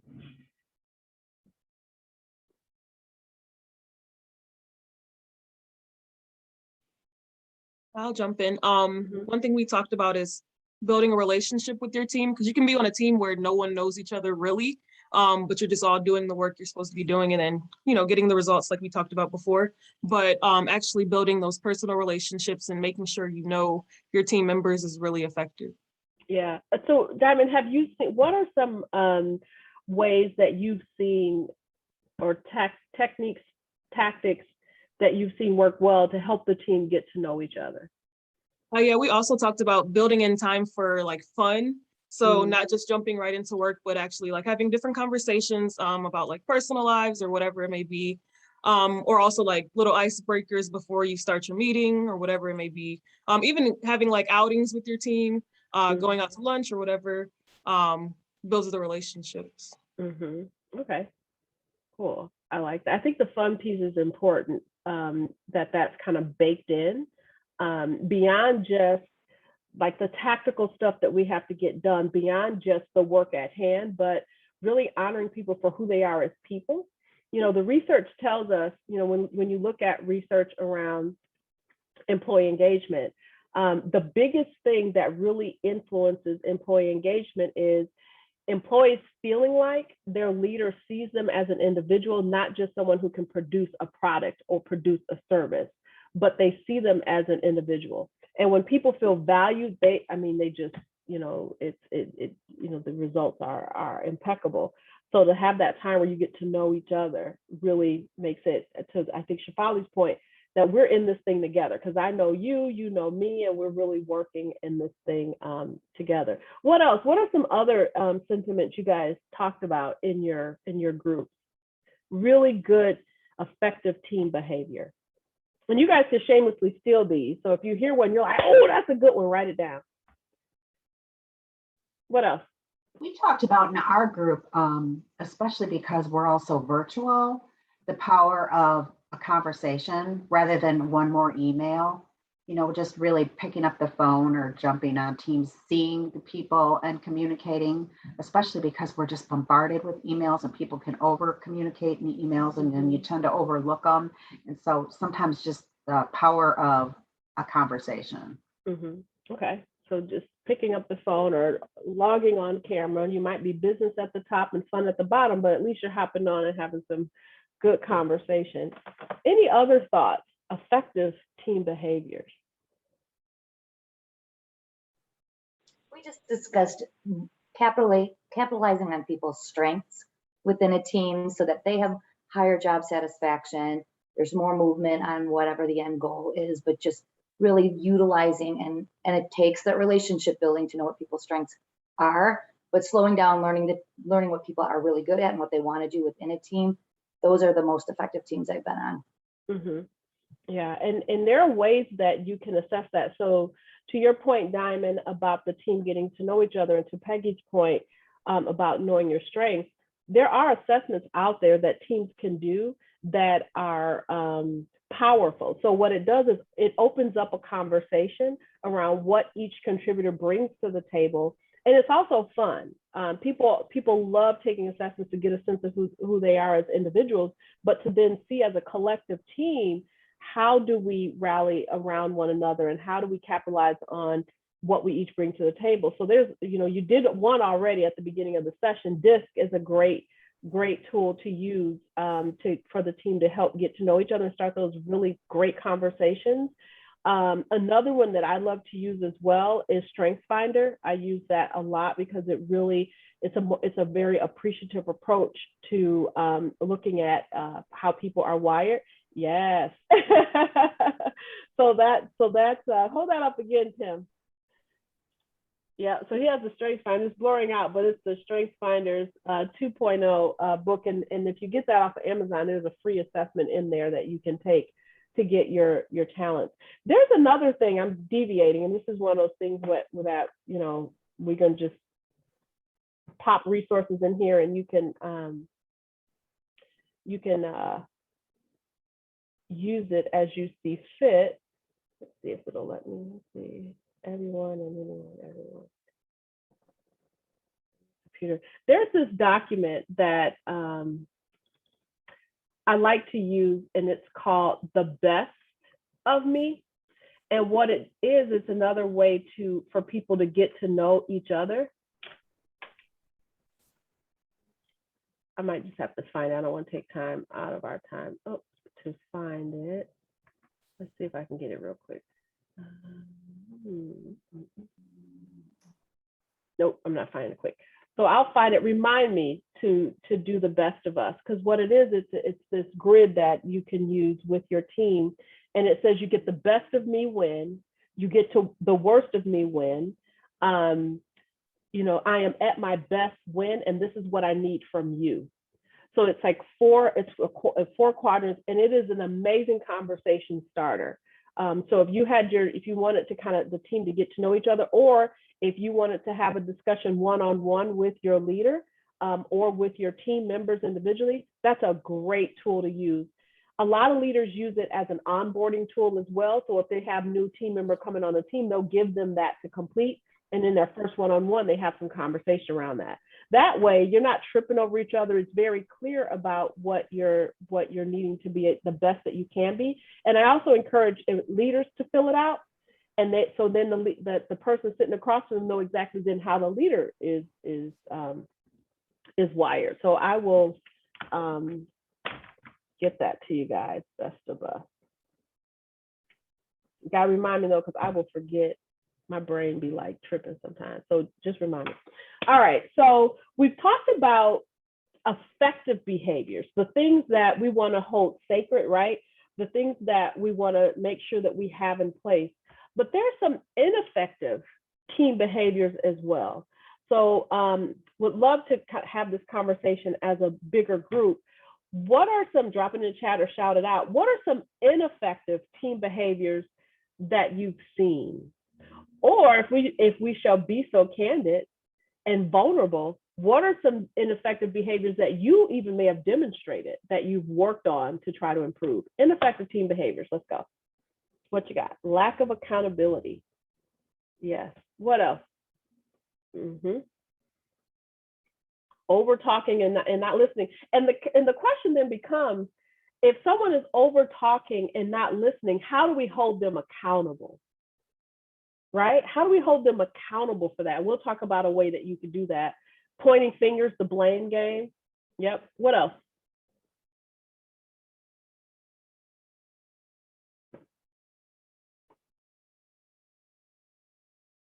How about during team meetings, in addition to the over talking and not listening, what's happening in actual team meeting that is ineffective? And I think this is a great one, not respecting time. That's huge.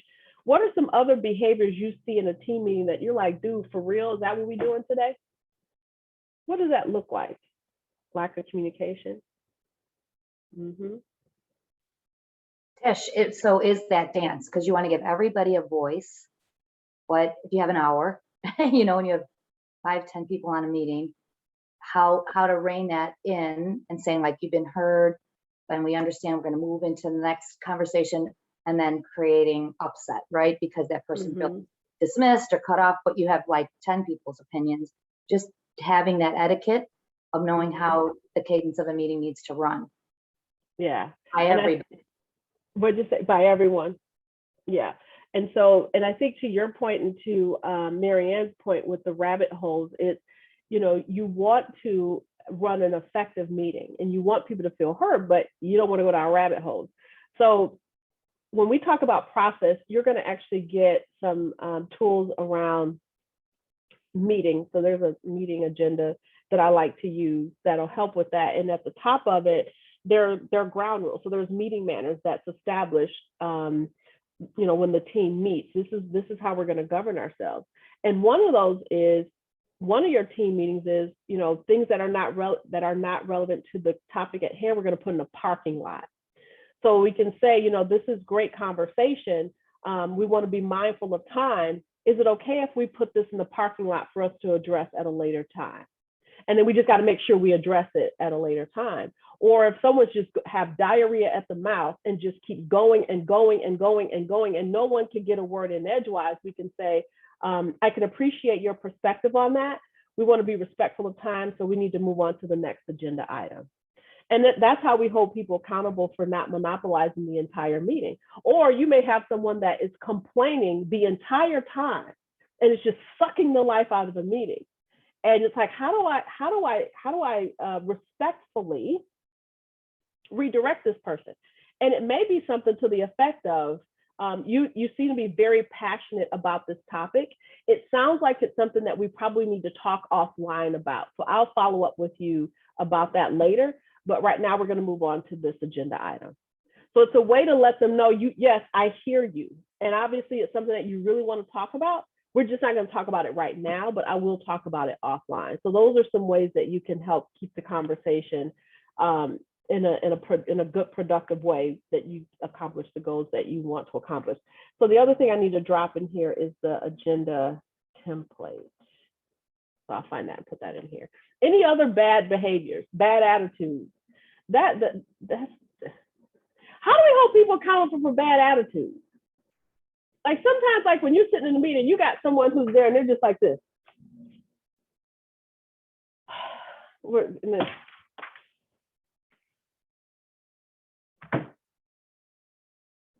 we do with that? What the heck do we do with that? Because we see it. And we see it virtually all the time. How do we address it?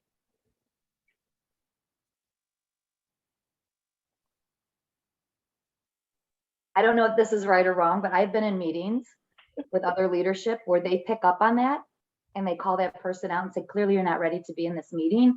So maybe you need to just jump off right now because obviously you're not engaged. It's not somebody who's seriously not afraid of conflict, which I respect, because when that attitude has a major trickle down effect.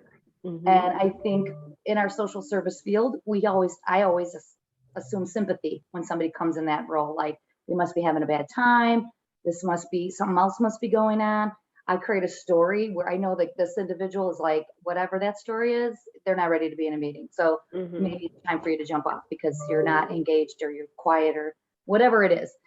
When we were in person, it was easier, but that's one way that individual handled it, but I'm open. It's a tough one, picking up attitude. I mean, you see it, you feel it, but it's a tough one to address because it doesn't have a behavior attached necessarily. It may be an opportunity to take a quick break and do a refresher icebreaker activity or group activity just to get everybody back in the game and not single that person out at the time and maybe have a conversation on the side if they're not being disruptive with their bad attitude. So maybe let's take a 10-minute break, or let's all stand up and take some deep breaths, release some things, or how are you feeling? Because bad attitudes might not always be, related to work. It could be some personal things going on. And so people probably just need that moment to release or to just give themselves a chance to get in a game. So, okay, let me help you get in a game, and sometimes we are challenged with that. So let's do something, that icebreaker. Let's ask that question. Let's do the breathing exercise, something to have them refocus their mindset and be present. I like that. And the other thing too is when you bring a group together virtually, sometimes it's good to kind of set the expectation about how you want people to show up in that virtual space. And so it may be, you know, we have this time together, we want it to be as productive as possible. So what I'm asking each of you to do is whatever that is. So in person, one of the things that I like to say to people to set the stage and the expectation that I want everyone present is I'll say to them, it's not too often that you get to invest time in yourself, because I do a lot of leadership development. It's not too often that you get to invest time in yourself. And so I want you to be selfish today, and I want you to be very present in this session. So that means, you know, if we could put our phones away, if we could put our laptops away so that we can be present in the session and just be selfish and take up all the information that we can. If you have an emergency, you can certainly take care of that. We just ask that you take care of that outside of the room. But, you know, we want you to be ever present. The challenge is when one person picks up their phone and we make a joke out of it, what happens? There's a domino effect. Everybody picks up their phone. So I just ask that you be fully present today. And that works typically. In a virtual space, you can set the same expectations to say, like, if you want everyone to have their screens on, or if you want, the challenge with that is some people have technology challenges, and when they turn on their screen, it's hard. But you can set the expectation that it's important that we engage with one another. The other powerful tool, if you see someone that has bad behavior, if you don't want to call it out, in the larger group, is use chat and say, I noticed that you're a little distracted. Is everything okay? And that way, hopefully it'll remind them that, oh yeah, I see you. Hopefully they don't just then turn off their camera, because that could be an option. They're like, okay, cool. And then if you have to have a conversation with them offline, yeah, you can do that too, because you would do that if we were in person. You would pull that person to the side and say, hey, I noticed that you seem to be distracted, or you weren't happy about something. Tell me what's going on. Not conflict, you're being curious. Remember, we talked about that earlier. It's not you trying to address a conflict. You're just being curious about what's happening with this person. So some of the things that you guys talked about, we can address in this next topic that we're going to talk about, which is called process. So one of the main key success factors in team dynamics is making sure that we have good processes. And one of the ways that we can ensure that, one way is a team charter.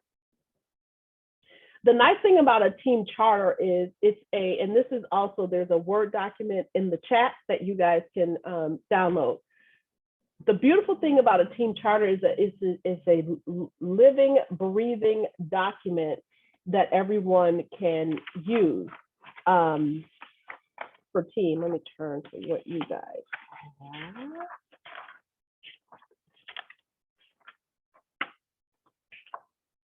I don't have that in front of me.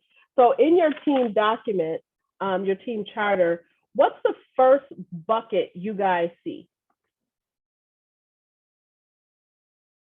It's the Word document that I downloaded. What do you see?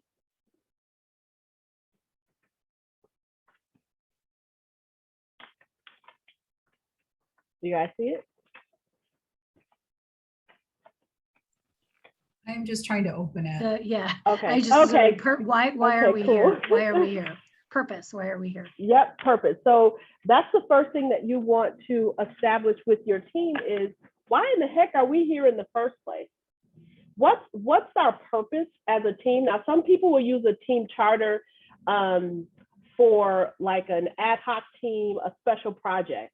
But you can also use a team charter for your standing team, your department, to say, here's our contribution. This is what we do. This is our purpose.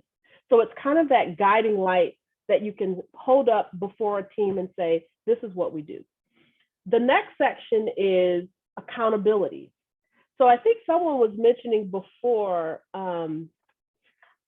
different roles that people play and what contribution do they, oh, Cheryl, I think you were talking about delegation. So accountabilities is identifying the team's major responsibilities, and it could be on that team, or if you're doing this as a department, in the department. What are we bringing to the table? What are the things that's expected of me? So that's a great section to kind of clear that up. And then once you're clear about what each person is doing, when we talk about delegation, it's allowing them to do their thing.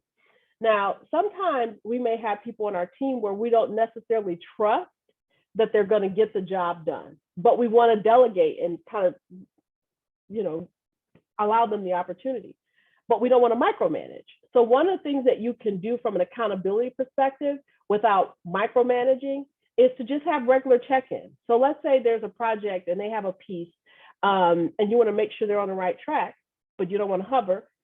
Check in with them every 2 weeks. I'm going to schedule some time with you every 2 weeks so that I can check in to see how things are going with this project and if there are any barriers I need to remove for you, and you can keep me updated on your progress. That way, you're letting them do their thing.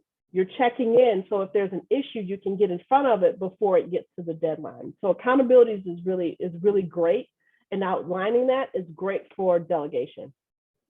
The goal section is, what are some of our, what are we trying to accomplish as a team or on this project? So targets what a team needs to accomplish and what steps to take to actually do it. That conversation is important to create buy-in. Tim, I mentioned in the comments in the chat before that buy-in is really important. And so having those goals is a part of that. Establishing ground rules is important as well. As a team, how do we function? We will not have cooler conversation, right? So we want to minimize that or completely eliminate the rumor mill. So the way we do that is we won't have cooler conversations. We will step up to tough conversations as a team. We won't say anything behind someone's back that we're not prepared to say to their face. So it's coming up with some of those ground rules in terms of how we choose to function as a team. And then our meetings, what will that look like? The meeting agenda that I'm going to send out to you guys, it's a beautiful thing because it has a section where you can put your ground rules. It has a section where you can indicate a timekeeper. You can indicate one where you, who are your guests to your meeting. And it also has outlined, here's each of the agenda items. So it has the agenda and a place you can take minutes, all on the same document. Who'd have thunk it? So when we talk about process, part of that is making sure that we're all on the same page and people are getting communication effectively. So this document that I'm going to drop in here has it where by the time you leave your meeting, the minutes can be sent out to the team. So you don't have to wait 24, 48 hours. It can be done in the meeting and sent out. So I was a part of an HR team where that's what we did. We rotated who did minutes each time. And the template was open because it was the agenda and the minutes on the same document. And then next to each agenda item, they would write what the to-dos are, who's responsible for what. And by the time we ended our meeting, we were sending out those minutes. So you can set that expectation because sometimes we leave a meeting and then that meeting is out of sight, out of mind. You don't see minutes. And so having it all in one document that they can take notes in at that time is powerful. So, so you're liking this worksheet, Cheryl? Yes, very much. Because we do a lot of goal setting, even, we just do a lot of goal setting. And so I like how this is formatted and it's professional, but casual, right? There's a lot of room to write what you want versus having kind of preset. So no, I really like it. Yeah, and it's a Word document. So there is a PDF, but this Word doc, you can use it all the time. And let's say that you're looking at this team charter template and you're like, there's certain parts of this that are like, if you do a Google search for team charters, there's a plethora of templates that are out there. So you could use whatever you'd like, but the beautiful thing about this is it really helps the team get all on the same page around who you are as a team, what you're getting accomplished. The other thing that we talked about, I think, Marianne, you brought this up, is how do we make sure that people stay connected to the goal? So this document is something that could be brought out at every staff meeting to check in. How are we doing with our goals? And how are we making our goals visible, ongoing outside of our team meetings? Do we have a communication board where we post our minutes? Or since we're virtual, are there kind of every other week updates on what progress we're making towards these goals? So what gets focused on gets done. And so we want to make sure it's in a place where it's very very visible. So that's part of what contributes to process, is having a team charter and being very deliberate about how you run meetings, because you want to get to results. And the way that you do that is making sure your meetings are ran as productive as possible. There is a document that I dropped in the chat called Accelerators, Team Accelerators. And so, or it's in your handout. I think I put it in your handout. I can't remember where I dropped it, but you have it. And what the team accelerators are, here are some things that you can do in order to make sure that process is rock solid in your department. So define work procedures and revisit them regularly. I won't go through all these because you have it. Create a process for recording, communicating, and executing on actions and agreements. Beautiful thing about being in a virtual world is we have this beautiful record button where you can actually record your sessions and send that out to people who may not have been there. And then you have this kind of catalog of meeting minutes too that people can refer back to, which is a beautiful thing. And making sure that we distribute work evenly to make sure that we are capitalizing on people's individual abilities and strengths. And then use clear methods of assigning work and allocating resources. Now, you're going to have some people who are going to look over the fence and say, well, Becky Sue doesn't have as much work as I do. And so it's thinking about what is that process of helping people to understand that there are times where Becky Sue is going to have a less of a load, and there'll be times where she has more of a load. But if we have trust, right? Trust in each other, then we're going to give people the benefit of the doubt for what they contribute. In your participant guide, there's a section that asks this question. Based on what you know now and what we just talked about, what processes might you want to establish or improve with your team members to help them work more effectively together? So I'm going to just give you 2 minutes to jot down an idea here in your participant guide, page 7. What processes might you want to establish or improve with your team members to help them work more effectively? 2 minutes.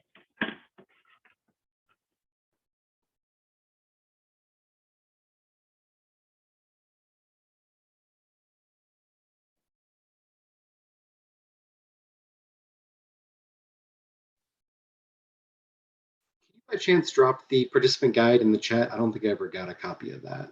Which one, the participant guide? Yeah. Okay, let me. Oh, no, I'm sorry. I do. Ignore You got me. it? Okay. Sorry. That's okay.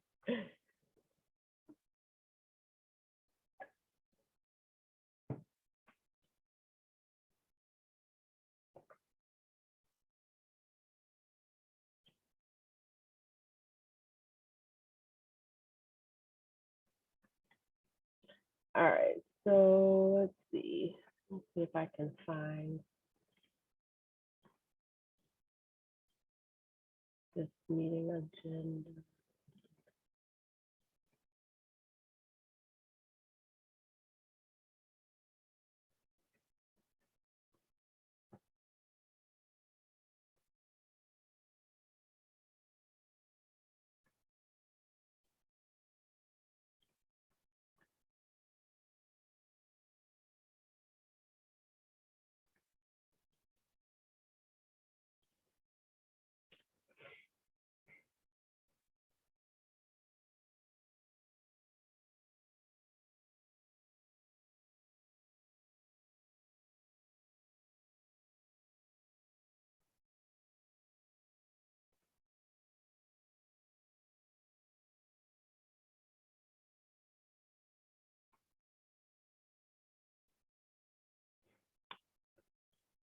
All right, so just dropped something in your chat that I promised you, which is the Best of Us form, so you have that.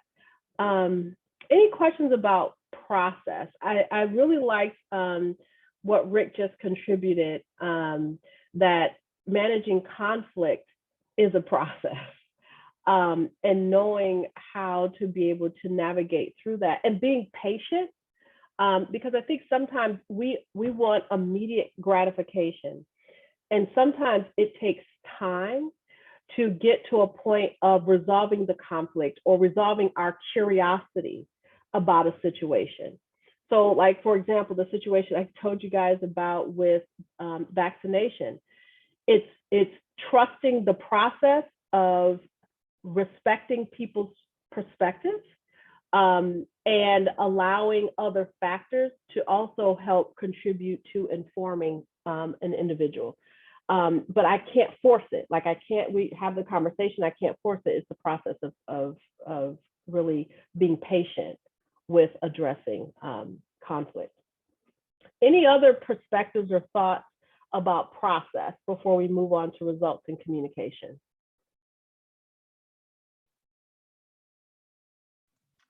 Yeah, Tish, I have a question. So, I feel like we have established processes for a lot of things, but there still ends up being like a breakdown in the process. So I struggle with like, how do we correct that, right? Like we've all talked about expectations, we have common goals, we have processes established, and yet still, of course, it happens, right? Process breaks down. What is the course correction? So I think that's a great question, because you said, you have all the right things in place, right? You've talked about the expectation, but somehow something falls through the cracks. It's about sitting down and saying, okay, we have an established process, and we all have good intentions, so that we assume so. Where did this break down?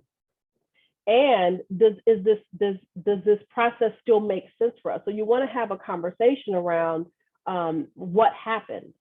And so that helps people to be able to express from their perspective what's going on. Is the process itself just doesn't work for us anymore? Or is it that we just, we dropped the ball here, or we consistently drop the ball here, so we need to clean up that hole? But it's having the conversation and being curious. Because some people won't address that conflict because they're like, I don't know if it's going to get worse. But Shefali, I think the best thing to do is just call out that this has happened, and we don't want to point fingers automatically at people, but we want to really point our attention to what about this may or may not be working that we need to address. Go ahead, Cheryl, what do you have? So Shefali, I was kind of thinking that too within my own reflecting. And I thought, like, how do I then put in something about accountability? So it's like, if here's the process, how are they accountable? So I'm thinking, like, at my team meetings, it'll come out if they did the process for the accountability piece of them reporting out to each other about whatever I set up as the process, or we talk about the process. So I'm wondering too, like, how do we then make our process accountable by them having to, because I think if there's no accountability, then who cares if I follow the process? You'll never know. But if I know when I'm coming to your meeting, I have to be accountable, I'm probably going to follow the process. So that's kind of how I've been thinking about that too. Personally with my teams is, do I even have the expectation for that accountability? So how can I do that, which I think will help engage the process. Those are good insights, Cheryl. Thank you. Any other insights around that? Shefali's question. I think it always lends the question, Shefali, when processes are in place and they're known, to me, it's like the commitment comes into place, right? Like, okay, we've talked about this, we know this is the process. Then it comes into question, the commitment, that the conversation shifts, in my opinion, because the processes are known. Yeah, and that's a really good point. It's okay, so what if it's not this, then what is it? Because it's something. And I think that's the question that we put in. We will be so bold and audacious to throw in the center of the room to say, we jacked up, we jacked this up. What happened? What is it? And just call that out. So the next two that we're going to talk about these at the same time, are results and communication. So when we think about results and communication, there is a page that I want you to turn to, which is page 10 and page 12. So I'm going to break you guys out into breakout rooms. Some of you are going to be working off of page 10, and some of you are going to be working off of page 12. You're going to have to remember which group you're in because I'm not going to remember. So I'm going to stop sharing and I'm going to send you to breakout room. Let me see what, how many we're going to have. I'll just send you to the ones that you were in. So we have 4 breakout rooms. This is perfect. So rooms 1 and 2, you're going to have page 10, which talks about results.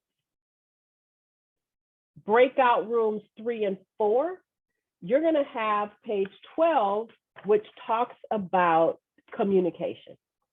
Cool? 1 and 2, page 10, 3 and 4, page 12. All right. So I'm going to send you there. I'm going to give you guys about 8 minutes to answer these questions on those pages. And then you want to pick someone who's going to kind of be your spokesperson for your group to share what you came up with those responses. What questions can I answer before I send you off? Nope. All right, here we go.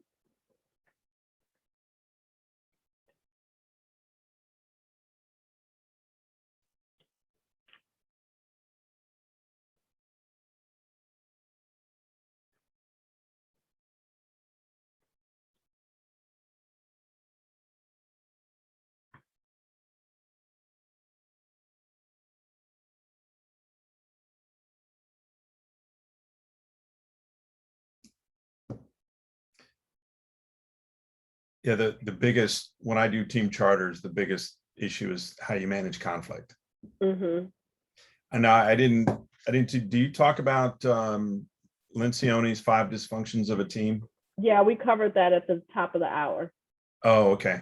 Yeah, so we established that as kind of the foundation of like, it is out of the gate, these are the things that must exist. And so we referred to his 5 dysfunctions. So we spent time talking about that. But you got to have that stuff in place before we talk about these infrastructure pieces. Yeah. So yeah, we had a really good conversation kind of talking through those pieces, spent a lot of time talking about conflict and how without, you got to have the trust first. And then because without it, who's going to talk about conflict? Nobody. Exactly. So yeah, we went through that at the top of the hour. Okay. Yeah. I just, from a practical standpoint, I see that as the Achilles heel. Mm-hmm. You know, especially since you and I obviously have worked with DISC enough or other assessments to know that most people hate conflict, just as a matter of course. So the context that we talked about it within is because when people hear the word conflict or sense an issue as conflict, they have a visceral response to it and they back away from it. Right. And so we talked about challenging our mental models around what it is, and that conflict is not always bad, but it's about being curious about a situation that happened. And if we think about it as, I'm curious about what happened here, then how we approach it is going to be very different than thinking that it's a conflict. Okay. So that's kind of challenging our mental models around how we see this. Sure. Yeah. Yeah, I get some funny looks when I tell audiences I've used conflict as a leadership tool most of my career. You know, so they immediately think, well, you know, you must be one hell of a troublemaker. Well, yeah. Well, okay, well, I can accept that too, but you know, but yeah, you know, it's if you drive change, you almost by default are injecting conflict. So, and I say, you know, if you need to use conflict as a means to avoid complacency, then by all means. And that's typically where the context in which I've used it. Yeah. Shake things up a bit. Got to. Keep people from getting complacent. Right. I like that. I like that.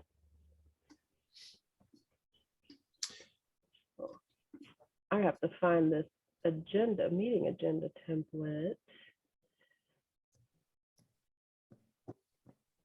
Let's see, what am I meeting? Nope, that's not there. Agenda template, maybe. There it is.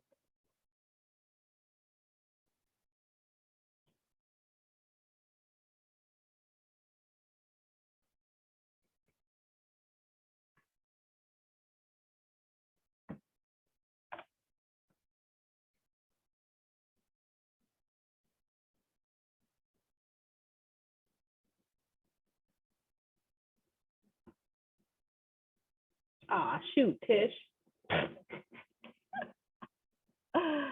Oh boy, you're something else. All right. Are you having a Monday on a Tuesday? Woo! That's what it feels like, Rick. That's what it feels like. Oh boy. Okay, can't do that. Let's see if I can do this. Rick, you're seeing me behind the scenes. Yeah, that's all right. You know, if it were my turn on the dais, you'd see the same thing. Well, that's the interesting part is one of the things I've learned in this virtual world is as I share my screen. Matter of fact, I went and bought a bigger monitor so that I could share my screen and see everybody at the same time, in addition to my slides. So, yeah, it kind of reminds me of facilitating by phone with international clients. Right? You have to train yourself to be a much better listener because of the dialects, because of the jargon, if you will. I find that, you know, this is a different but similar exercise.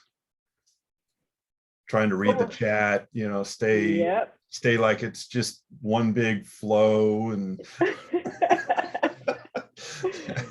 and not let them see you sweat behind the curtain. That's right. You saw me in my vulnerable. We talked about vulnerability too. In my vulnerable moment, where it's like, Tish, where did you just say that to? Oh, let me get ready to bring them back.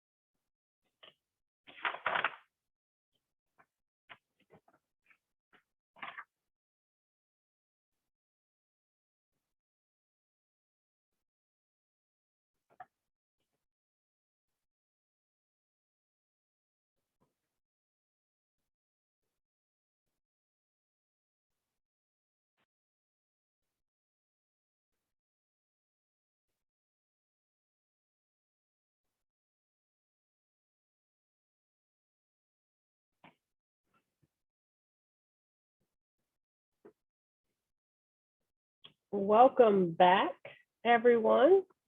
So let's start with page 10, groups 1 and 2. So who's our spokesperson in the group? So group 1, if you could take the first one, what causes your team to lose focus from your top priorities?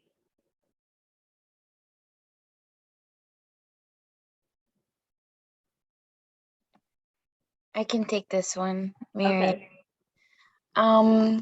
So we talked about a lot of different things, and I think when we were looking at that document, there's this highlight of no surprises and creating good communication, and I think it's something we're continuing to strive towards. And I highlighted we do like an all staff every other week newsletter we call YW Connect now. That's really helpful, kind of saves meetings. And then we talked about what do we do when we need to have a meeting to keep that flow of communication and to keep that focus, but we don't have any updates every single month. And so we talked about doing a bullet pointed email to save our staff some of that time, because there's that ever-going kind of meme that goes around where you said that 1 hour meeting could have been a half a paragraph email to save us all a little bit of time. So those are some things that we highlighted in helping us keep our focus. But it is very difficult to keep that balance between getting everyone the information they need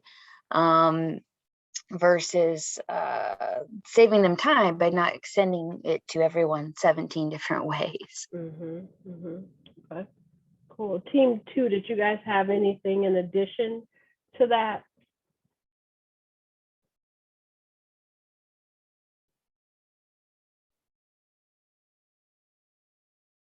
Let me see who was in team 2. I have no problem calling people out. Let's see. Lynetta,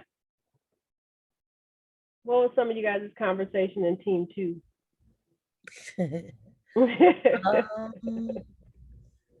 it's like my brain is going blank. Well, we talked about well, in the social service field anyway, there is that issue of paperwork that becomes a bit of a challenge that no one wants to do, and to balance that, on top of doing the work that really matters, and that's working with the families. I like that Tim said in some cases we feel like we're saving them, and in some cases we are, but the paperwork has to be done. And so the actual work of working with the families can become a distraction in and of itself, and making it a challenge to get back to the other side of the job. So it's like twofold. And then not being able to extend yourself like you would, maybe want to, or as other leaders in an organization may expect you to, when your role in and of itself requires and demands so much of your time already. So it's a challenge when you're being pulled away, and then you have to neglect what is your top priority, which is your role. And you bring up an amazing point when we think about results and achieving results. And in our world, there's so many competing priorities.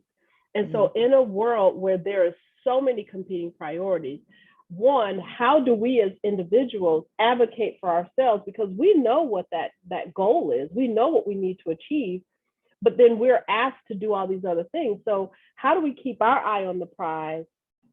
And sometimes that means holding our leaders accountable. And leaders, how do we make sure that we're not sending conflicting messages by saying, yes, this is what you're being measured on, your goals or your performance evaluation, but I want to sneak this in and you need to really focus on that.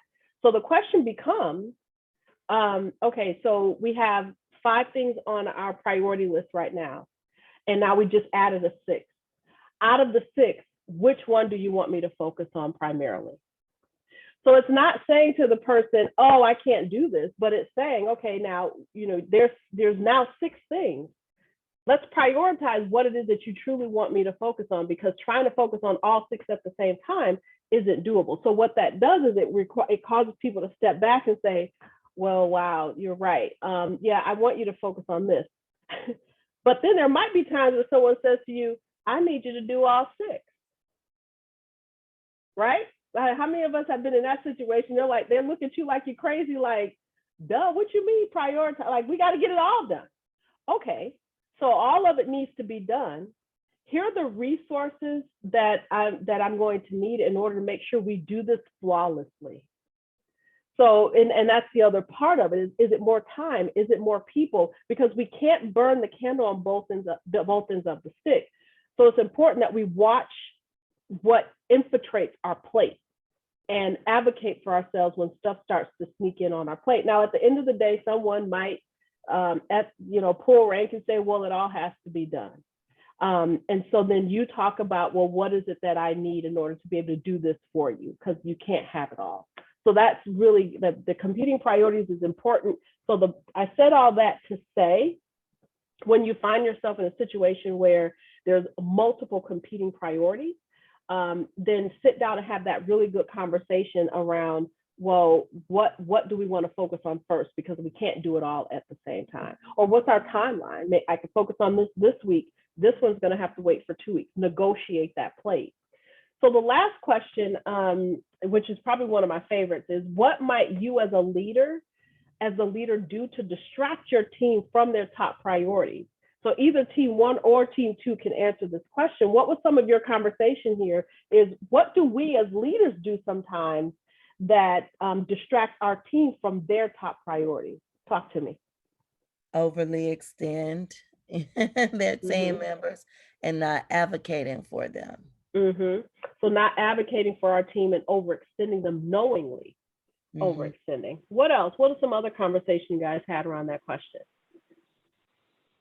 I think that sometimes having contradicting communication. So today, this is the top priority. Tomorrow, oh no, we need this, and not being clear with that, and then just not allowing the team enough space for trial and error, micromanaging them, and not letting them take it and run with it. You know, and when you were talking about that, Kyrie, is it pronounced Kyrie or Kiri? Kiri. Kiri.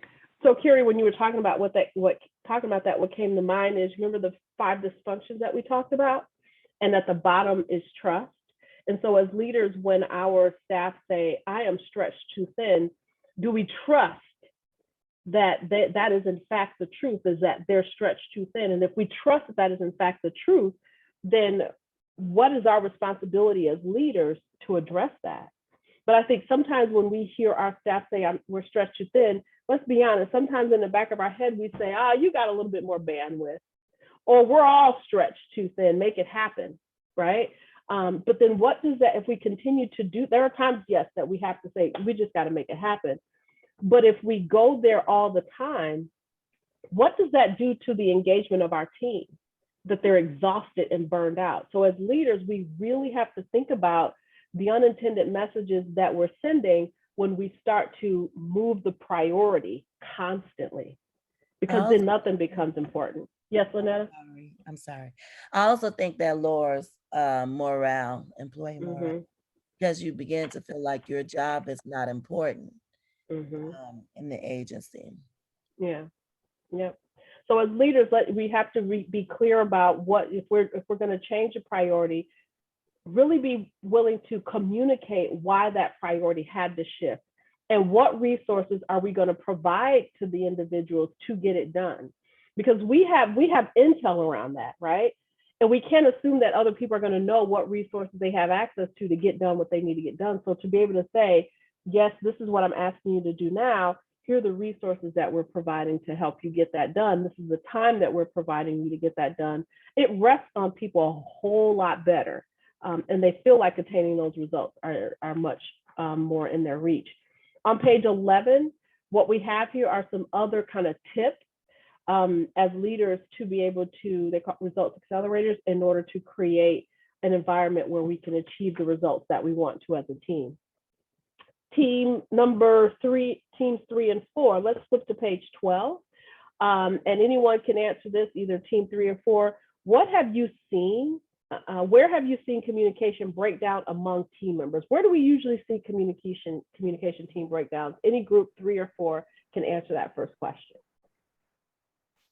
Well, we were talking about the organizational structure and how sometimes there's a dotted line and a hard line and 2 different supervisors, and those supervisors has 2 different supervisors. And it then becomes a breakdown in communication with the staff that is on multiple teams. So that's one of the things that because it could be conflicting messages from one team to the next. So I think that's challenging for a staff member to even understand, okay, do I supposed to be doing this or this? Do I take this as priority, or do I take this as priority? So that's the communication breakdown that we discussed. Okay. Anything else any of the other group want to add to that? I heard a voice. Yeah. One of the things we were talking about was how things move very fast. Sometimes, just especially in this ever-changing world, that things come up and you have to just go. You don't even have time to plan or do it. You just gotta quick do it. So that could, cause some breakdown. And also technology challenge. One example we were saying is, here we're on our Zoom call and then you're downloading, and so we're minimizing going to get the document or off it, where if we were in person, we'd probably have a piece of paper, just switch to the paper and it'd be quick, quicker. So those are, a couple of them that we were discussing. Okay, cool. What differences in expectations do you guys feel team members might have about communication? So how do people like to be communicated to? And are there different preferences? And how do you manage all of that? What was the conversation around that dynamic? We didn't necessarily have that conversation, but I can say in the past, some people live be in person and have that and ask those questions. Some people are like people that just like to email all day, and some people like limited emails because that's like overload. They're already getting emails from everywhere else and then getting 10 emails from one person just asking all of these different things and setting up all of these different things. So communication comes and that could be a challenge too for a leader, especially if she has staff members that likes different type of communication. So now you got to try to figure out how to balance and juggle all of it. Mm-hmm. And that's the challenge that we hear a lot of. Diamond, were you about to say something?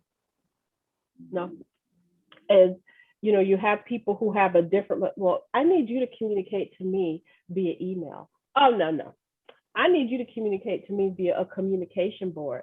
No, I prefer the binder. No, just text me. That's what I need. Or you know what? Don't tell me nothing. Like you got all these different ideas around how people want to be communicated to. That in and of itself can be a leader's full-time job, is trying to accommodate all these different preferences around communication. And so when you think about a team charter, this is where you can house this information. Is here are the two ways we're going to disseminate information. And it could be email and whatever other source you do, social media, however you do it. But just identify as leaders, just identify two ways that information is going to be disseminated. And if you're saying to me, Tish, that's even too much, then pick the one and hold people accountable for going to that source of information, because that's how you want it, that's how it's going to be communicated. But to try to accommodate everyone's preference is impossible. So as a team, you can determine what's the best way for us to communicate, and then stick with that and hold people accountable for that's where that information can be accessed. What actions can you and your team take to improve communication? This is the money question. How can you and your team improve your communication? You can and this could be for either group. If you were on page 10, you can even answer this question. Drop it in the chat, shout it out. What actions can you and your team take to improve communication? Put processes in place and adhere to them. And like you just said, hold people accountable to those processes. Okay, good. What else? I think we've shifted to like teams and having just like kind of quick, accessible ways to communicate, not chunking up our email, but like just because, sometimes you have a quick question, or, we can do a phone call on Teams as if we're stopping by an office, so I think what we've done is really just made it more accessible in this virtual world. Mm-hmm. Okay, give me one more, another way that we can improve communication. I mean, that's what I was going to say, to like having accessibility, as Cheryl said, but a specific location where everybody is included, everybody know this is our go-to space, a group chat, something quick, simple you can go to, get to, for the most part, or Teams, or one email where everybody gets in and now everybody knows, and it doesn't have to be like multiple emails sent out. Mm-hmm.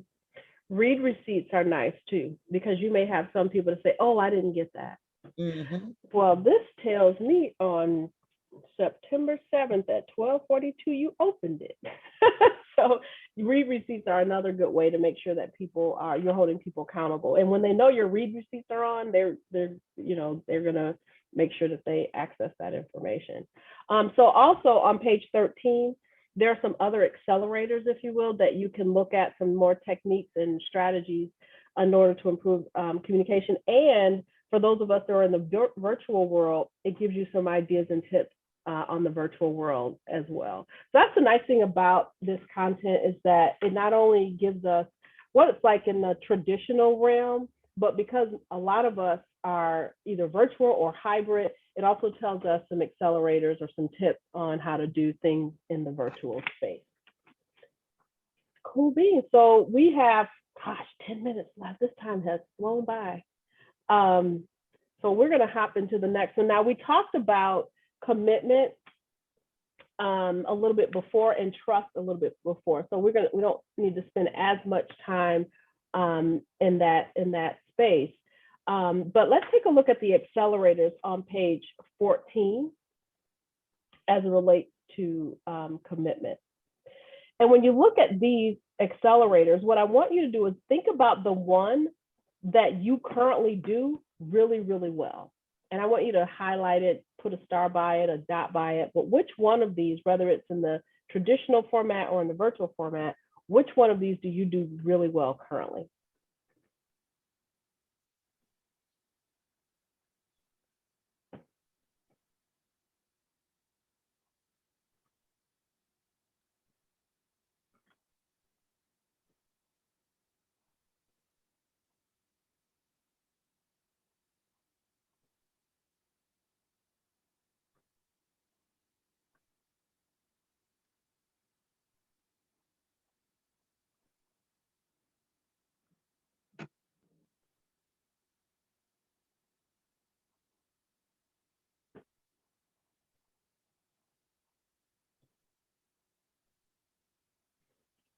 All right, shout it out to me. What you got? Which one do you currently do really well?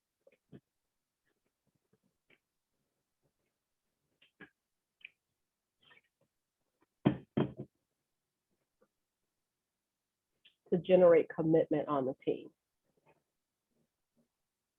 Celebration. Okay, cool. What else?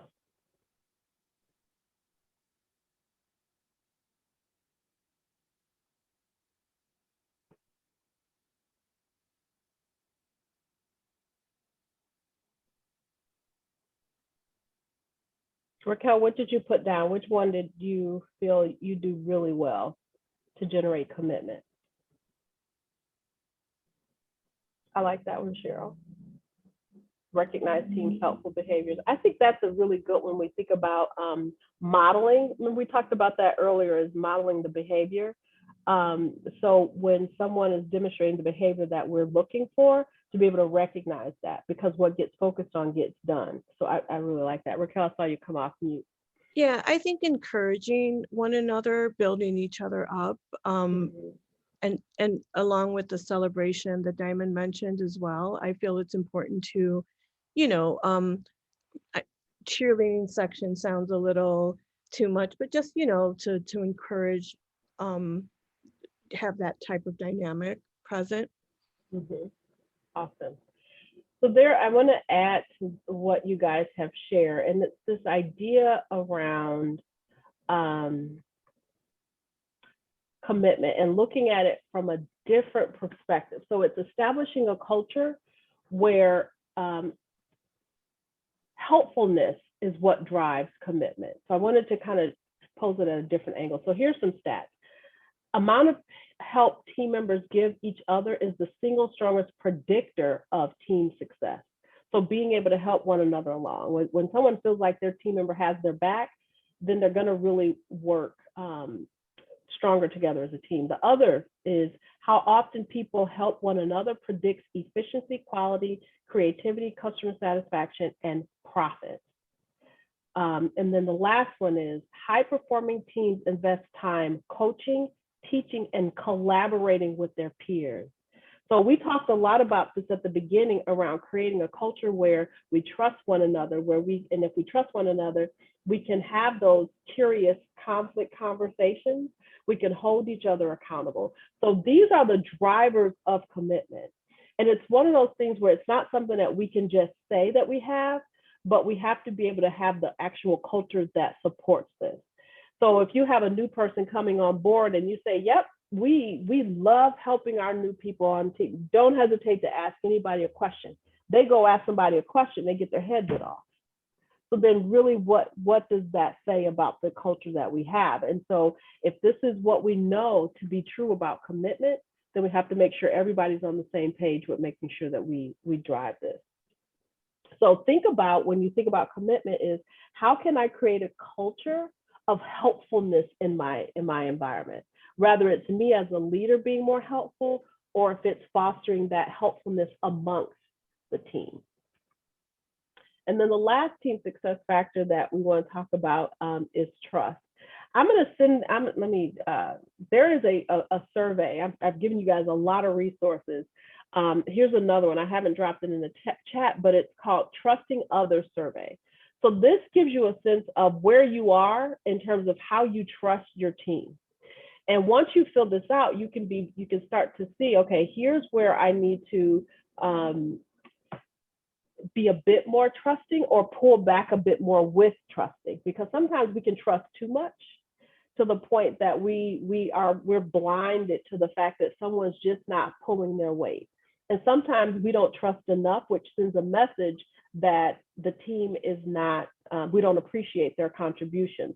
So I'm going to drop this team survey in the chat so that you guys can complete this in assessing your level of trust and trust behaviors on your team. But what happens if trust has been compromised? What do we do? Here's some accelerators that you'll get in the email that I send you.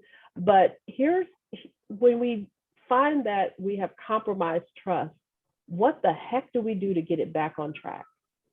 That's the real question, right? How do we get it back? What are some things that we could do to get it back?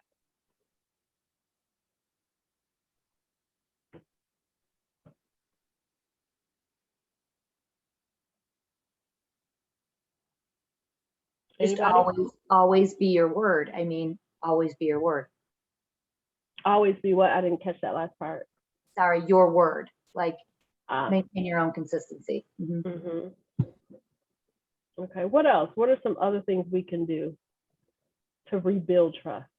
There's one word that starts with an A that works powerfully. What is it? Acknowledge. Acknowledge, that's one. Apologize. Apologize. Even if we only own 1% of that issue, guess what? We need to own our 1% and acknowledge our contributions to a deteriorating relationship. So it may sound something like, I've noticed that our relationship has been strained, and it's been strained now for a long time. And we have a working relationship, and it's really important that we work well together. I want us to figure out how we can do that. And I recognize that my part has been, and whatever that part has been. And I want to figure out how together we can move forward. And my commitment to you in that process is that I will never do X, Y, Z again. So can we start over? And I recognize that it won't happen overnight, but I want us to work together so that we can at least start at step one. So that's what it may sound like. You know, when you're wanting to rebuild a relationship, that's personally or professionally. It's saying, my bad, I apologize. And sometimes that's all it takes for someone's wall to come down and open back up to you, is that you acknowledged what you've done and that you took full responsibility for it. It starts there.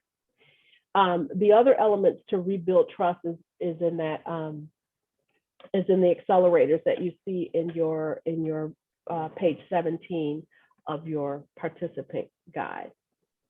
Trust is tough. It's typically one-on-one, but when it's been damaged as a team, it's really addressing the elephant in the room. And I think it was Denidra who was talking about before, we are great at getting results, but there's some challenges in dynamics that we need to talk about. So it's putting it in the center of the room and say, I think we have a trust challenge. How do we get beyond it? And it starts with saying, it would be helpful if. So remember that those phrases of it will be helpful if to try to address that. Any thoughts, perspective, or questions on trust and commitment?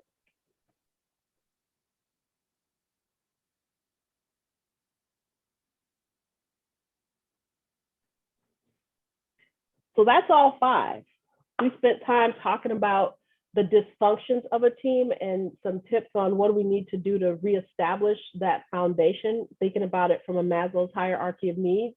Then we transition into, well, what infrastructure do we need to put in place in order to have a highly effective team? So these are the 5 factors, and you have resources under each of these that you can tap into. So in your participant guide, and this can also be your field assignment, the field work that you have to do is you have this action plan on how to maximize teamwork. So, and this will be due in 2 weeks. And it's kind of similar to what we have here is pick a team success factor that you'd like to focus on with your team and identify no more than 3 accelerators you will implement with your team. If you only have 2, I'm cool with that. If you say I can only manage 1, that's cool too. Just don't do all 5 at the same time. So figure out which team success factor you want to focus on and then work on that. You can use the action planning document to house it, and you can send that to me by the 21st. So your next session will be with Rick. I think that's supposed to say October 21st, October 5th. This year is flying by. October 5th at 9 o'clock. Rick will take us through, oh, I just really jacked up this slide. Business acumen with a T. I just made up a new word. October 5th at 9 a.m. So before we depart each other's presence, and we're at 12:01, what questions can I answer for you guys?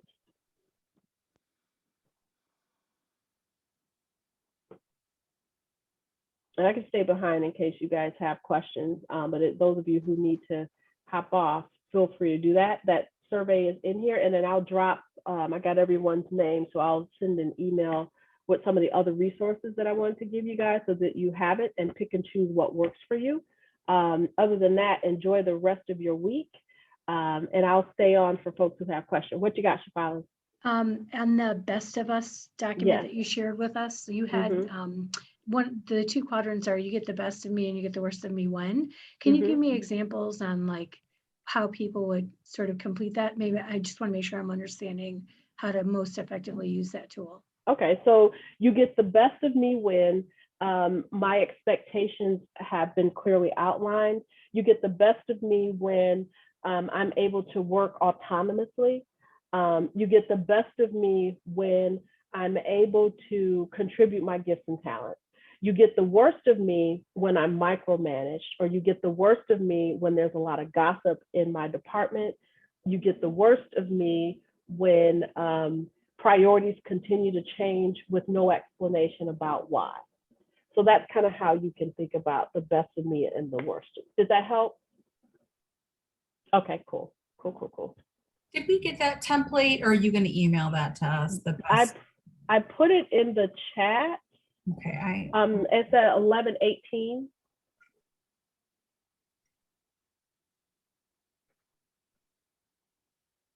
I can see if I can grab it again really quick. You're not seeing it? I can grab it really quick. Meeting agenda at 11:51. I've been trying to keep up with all of them, but I don't see it in the chat. I think it was before that meeting agenda one. If you scroll back up in the chat, it's a PDF. Yeah, I'm sorry. That's what I need. It's some documents that I don't see past the meeting agenda and minutes. Okay, so the packet from today. So what I'll do is I'll send everything I dropped in the chat, and I'll send it all in the email. Cheryl, I just dropped the best of us in the chat again. But everything, just so that everybody has everything, and I'll put it in an email. But it's going to be a lot of documents. So it's not like you got to do all of them, but it's just like what do we call, like a buffet that you could just pick and choose what you want from what I'm going to send you. Resource library, Tish. Resource library. I like that, Shafali. Resource library. Yeah, I love to eat. Take care, my friend. Thank Yes, you. Shefali, good to see you. Okay. Thanks. Thank you. Thanks a bunch. Right. Take Enjoy. care.